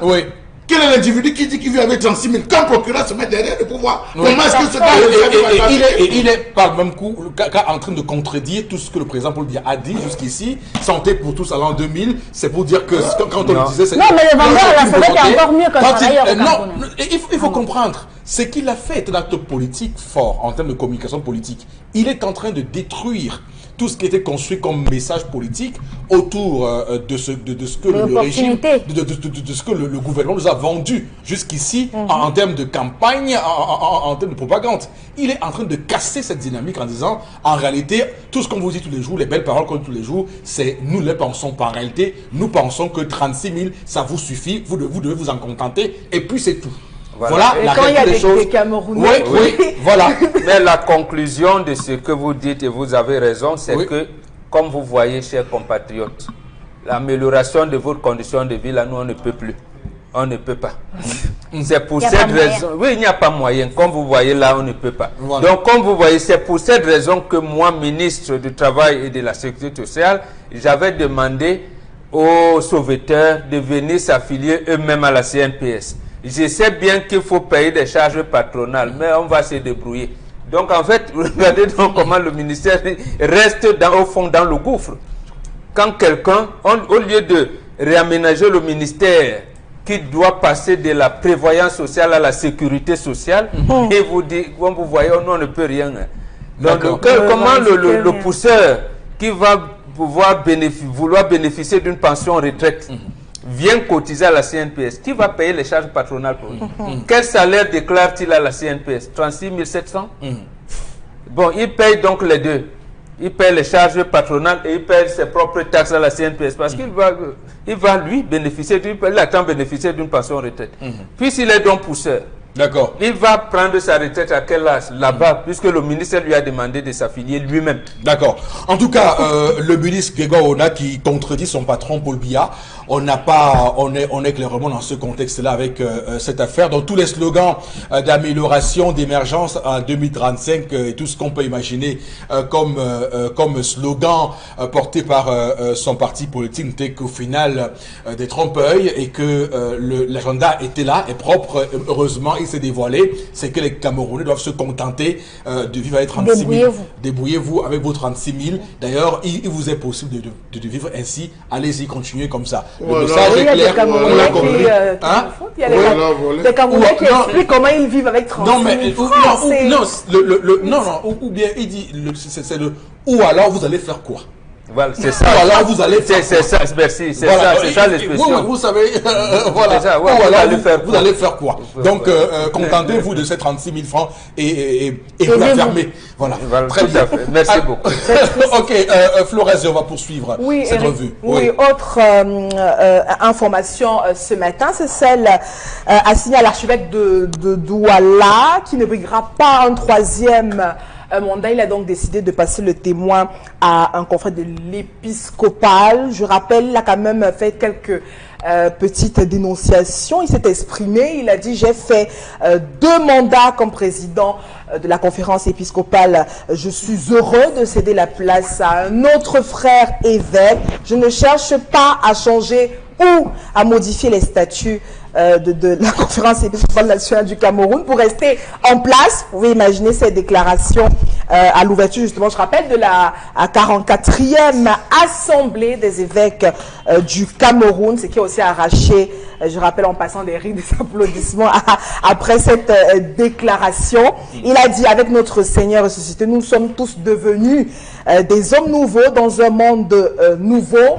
Ensemble, nous voulons offrir à notre monde l'espérance que nous avons reçue du ressuscité. Il estime que c'est la volonté, que nous devons tout simplement imiter cela. Donc, les premiers petits. Bref, voilà donc ce qui suscite également pas mal de réactions. Vous savez, sur la toile, certains estiment que c'est l'homme de Dieu qui dérange et justement qui dit toujours ce qu'il pense. Et on se rappelle justement à travers les dernières élections présidentielles, justement les déclarations qu'il avait apportées justement par rapport à la crise anglophone, même la crise socio-politique du Cameroun. Eric Fopoussi, c'est un exemple à suivre en tout cas sur la toile. Les Camerounais se sont également interrogés et puis ont donné leur avis sur la question. Mais toujours est-il qu'il ne va pas donc, il s'arrête là, 2 mandats pour lui c'est bon, donc on passe le témoin à un autre. Parce qu'il est populaire, il faut le dire. Alors, mais ce qui est intéressant d'ailleurs, c'est le manque de courage de ceux qui ont applaudi dans la salle. Parce qu'il faut quand même dire que ce sont des évêques dans cette salle, c'est le clergé catholique qui aurait pu avoir plus de courage pour la question de cette modification de la constitution camerounaise pour faire sauter le verrou de la limitation des mandats qui était consacré par la Constitution de 96 et qui a volé un éclat du fait de ce gouvernement. Malheureusement, ceux qui ont ri, on va dire qu'ils ont applaudi, ils étaient contents parce qu'ils estimaient que ce qui avait été fait par le président Paul Biya à l'époque n'était pas bien. Donc ils ont ri parce qu'ils ont applaudi celui qui a montré le bon exemple. Mais sauf que on aurait souhaité avoir plus de courage, pas dans une salle fermée, mais qu'il y ait plus d'action pour lutter contre cela. Première chose. Deuxième chose, non, mais écoutez, Flores, il faut avoir du courage en politique. Non, mais il faut. Le clergé a toujours été intéressé par la politique. Oui, le relais qui est fait, c'est dans une salle. Maintenant, il faut mener des actions fortes.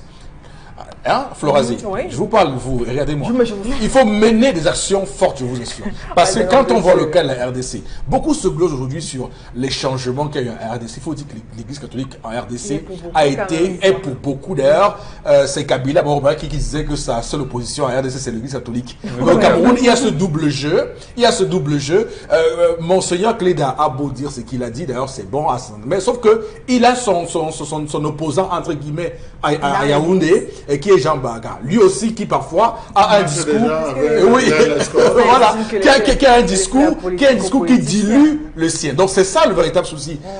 Quel commentaire faites-vous de cette sortie? Je vais à votre suite pour dire pardon, deux choses. La première, ça m'a rappelé les propos de Zinedine Zidane quand il quittait le Real de Madrid après avoir remporté la Coupe d'Europe. Il a dit, quand on a fait de grandes choses, on est fier de partir. Si on reste, quand on reste dans un poste, ça veut dire qu'on y reste pour tricher. Donc il estime qu'il a fait sa part, il a fait de grandes choses. Mais juste pour dire que Zidane est revenu, et depuis qu'il est revenu, ça marche pas. Oui, mais justement, c'est pour ça donc que j'ai dit, voilà, c'est comme si vous avez lu dans ma pensée. Je vous dire qu'au moment où on applaudit, il ne faut pas qu'il fasse un revirement. Par exemple, un voix peut dire non, vraiment vous avez commencé une action qui était là. Sur la crise anglophone, vous nous avez. Si on veut maintenant, ça risque de donner la coloration que bon. Et lui aussi dit, comme vous m'avez sollicité, moi je voulais même partir. Et bon, vous m'avez sollicité, je reste. J'y suis, je reste. Mais je pense que sa connaissance. Voilà, je pense qu'il ne le fera pas. Mais ça veut donc dire la deuxième chose. Bon, moi j'ai fait. D'abord, j'ai amené l'Église catholique à être en porte-à-faux avec le gouvernement, ce qui n'est pas dans la tradition catholique. Dans la tradition catholique, en fait, l'Église catholique est en collusion, quelquefois même en collusion incestueuse avec le gouvernement. C'est pour ça que moi j'apprécie l'Église catholique de la RDC qui a pris position pour être du côté des pauvres et des opprimés. Ici, chez nous, ils s'acoquinent avec le pouvoir. On l'a dit, j'ai brisé les règles. Copinage malheureux. Oui, tout à fait. J'ai brisé les règles, j'ai trouvé, qui sont là depuis la tradition. Vraiment, excusez-moi, chers frères, je me retire. Qu'on rétablisse les relations cordiales avec le pouvoir pour qu'on continue. Mais il ne pouvait pas le dire de manière aussi solennelle. Il n'est pas exclu que Jean Barga, l'archevêque de Yaoundé, puisse prendre le relais. Et vous savez quelles sont ses positions sur... Voilà, et vous allez voir que, bon, si j'avais un mot à dire, si on donnait peut-être à Monseigneur Akonga, bon, Monseigneur Akonga, on dit qu'il se rapproche de lui. Donc il va continuer à creuser le fossé entre les deux. Non, il faut que l'Église catholique, Nobel avait dit en 1954 dans sa lettre épiscopale, doit être du côté des pauvres.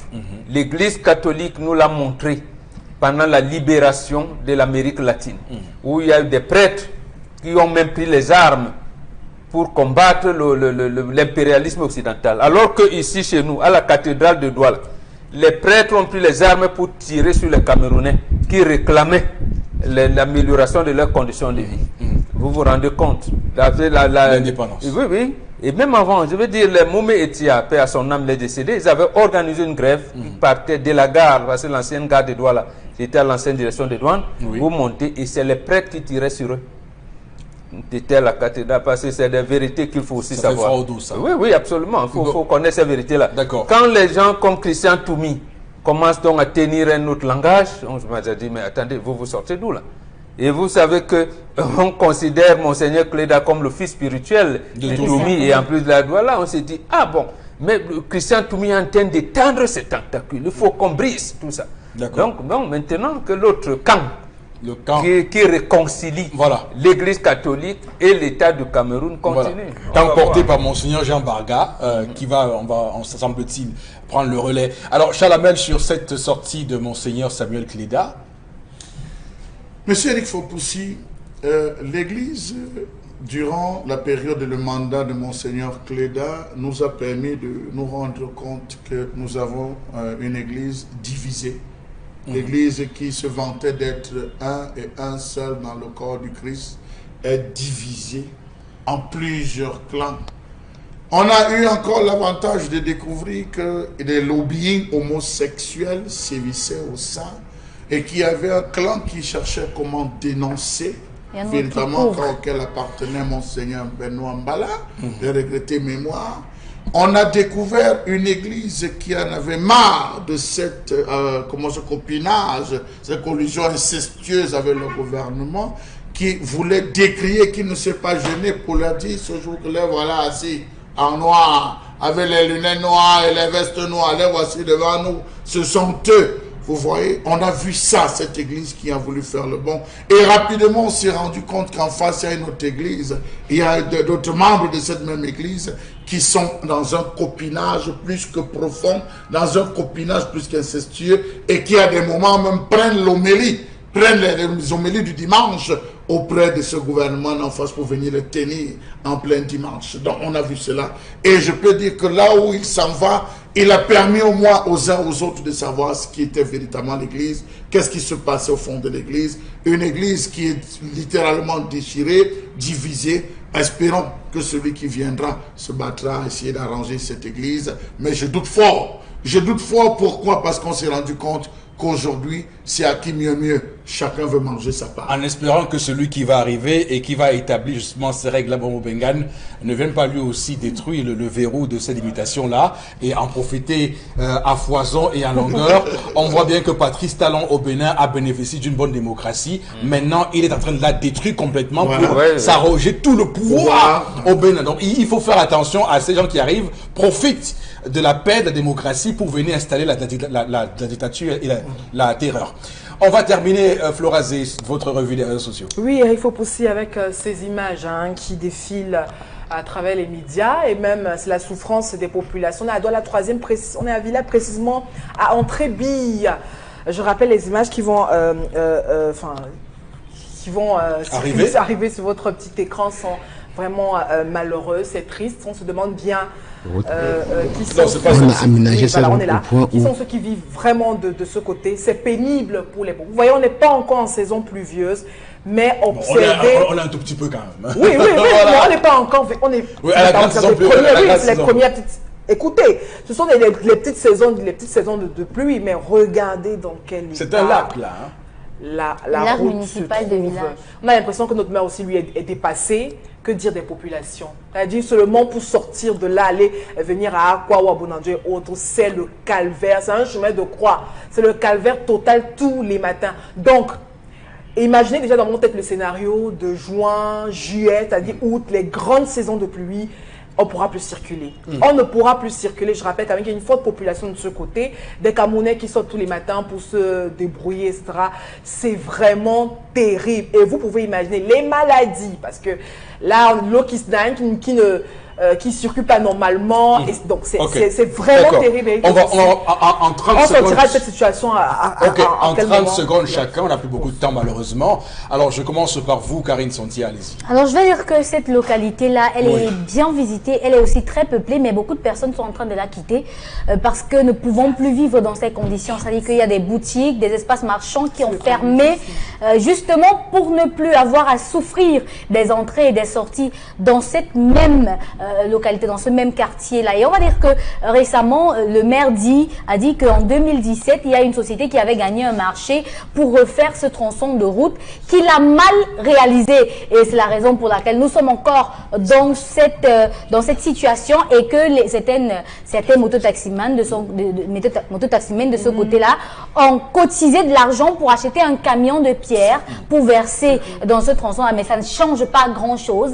Il faut un véritable travail. Mais il rappelle qu'à chaque élection, c'est-à-dire qu'à chaque fois qu'il y a élection municipale, on vient battre campagne pour qu'ils votent. Peu importe le parti politique qui gagne de ce côté, le travail reste le même. D'accord. On va surtout féliciter Warren Zedeux et Stéphane Dallas Chana voilà pour ces images. Non, alors, mais cette... Oh là là, mon Dieu. Alors, Chalamel, juste pour les responsabilités, on a vu le maire Kwamnan à l'image, mais est-ce que c'est vraiment lui le problème?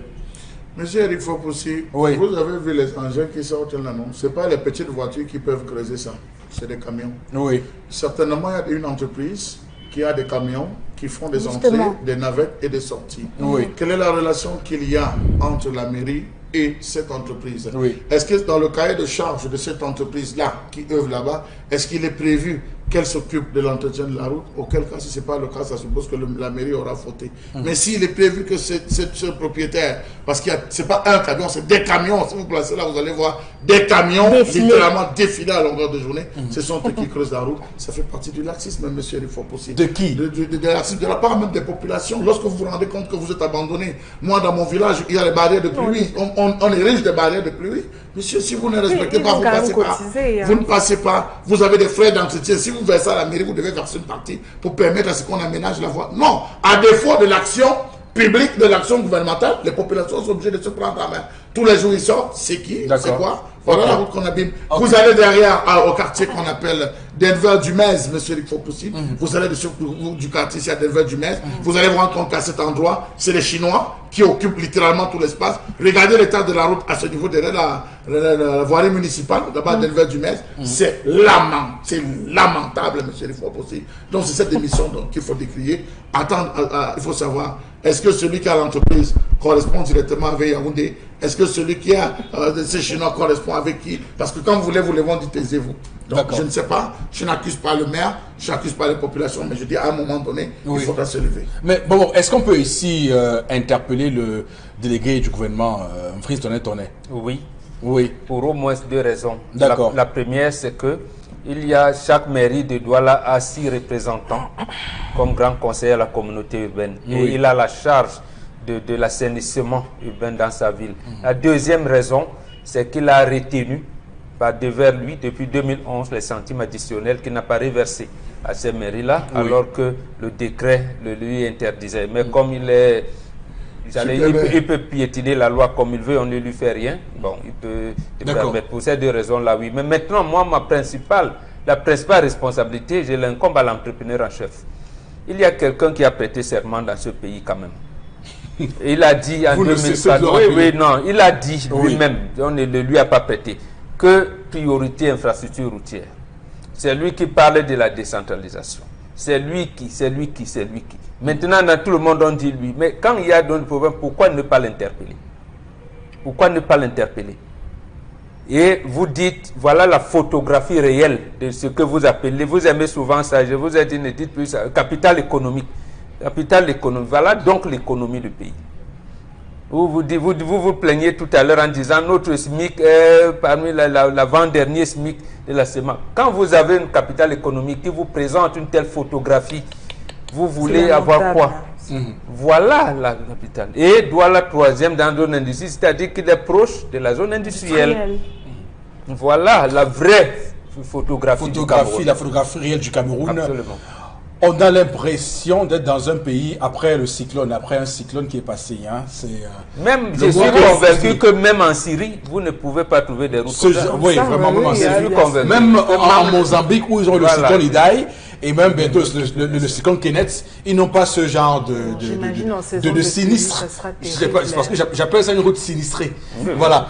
Merci Florazé pour cette revue des réseaux sociaux. Merci infiniment à vous. On va tout de suite, madame, monsieur, basculer vers interpellation. Écoutez, regardez un compatriote s'exprimer et ensuite nous allons faire le commentaire ou les commentaires sur le plateau. C'est en tout cas vous. À tout de suite.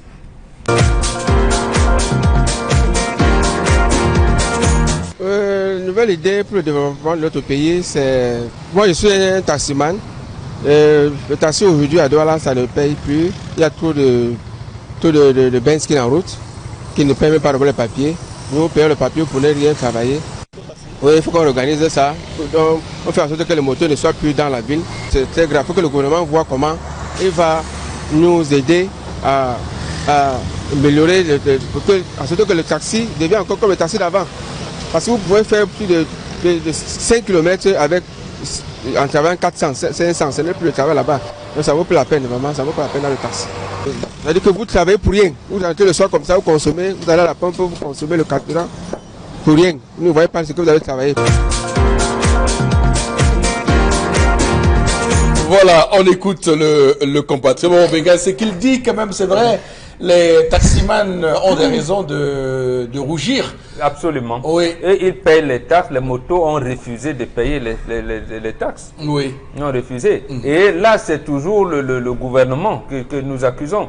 On leur demande de s'affilier par arrondissement. Le gouvernement les a laissés parce qu'ils ont giflé sur un commissaire de police. Et un moto, quand vous giflez sur les autorités, et on vous laisse, ça veut dire que vous avez pris le pays. Très bien. Et ils vont donc se lancer dans la concurrence déloyale et les mêmes policiers vont interpeller les taxis pour surcharge, pour ceci, pour défaut. Et la communauté urbaine pour vous parler de stationnement, de ceci, de cela. D'accord. Il a raison de se plaindre.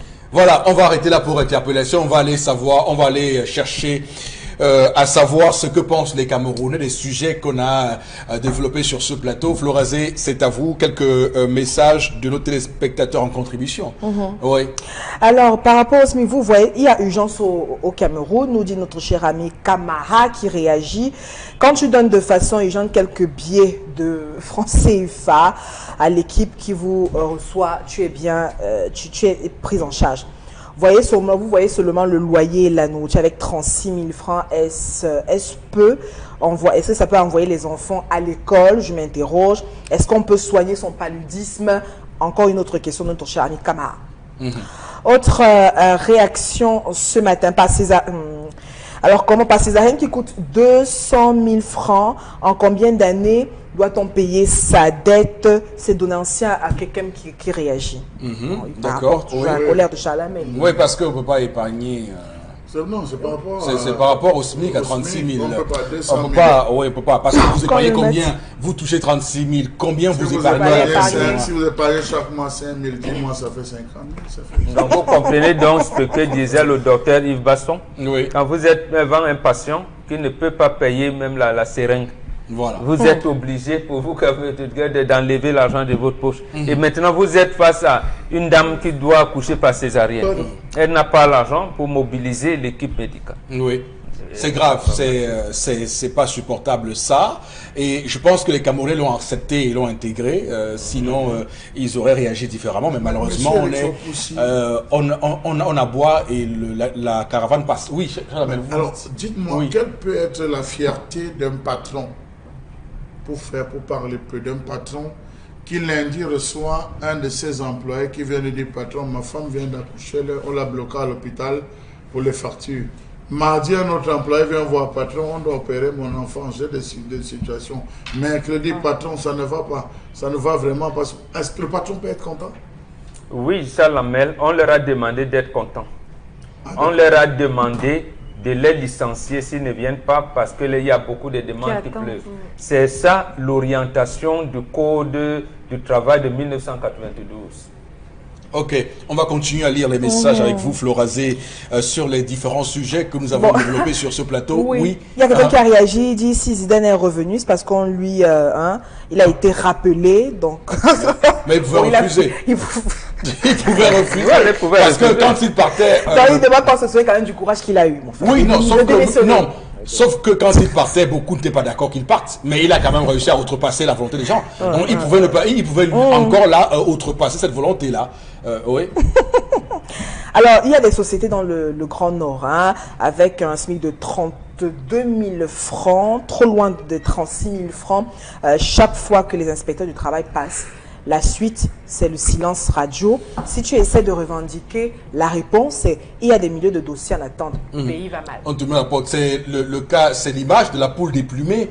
Le Chalamel tout à l'heure. C'est-à-dire que votre bourreau vous fait semblant de vous donner quelques petites graines à picorer et vous redevenez tout à fait on aura parlé une fois sur ce plateau de la Sèmerie. C'était la Sèmerie, où on paye les employés avec des sacs de riz, donc ça dépasse largement votre SMIC. Merci. Ici à Douala, il y a des sociétés de main-d'œuvre ici. Même prenons le cas des vigiles. Quand vous placez un vigile quelque part, vous le facturez à 150 000 par exemple, mais vous venez lui donner 30 000, qu'il arrive au niveau du SMIC. Voilà. Les mêmes inspecteurs comment les appeler, du travail le savent. Et ils payent ça, ils payent la tenue.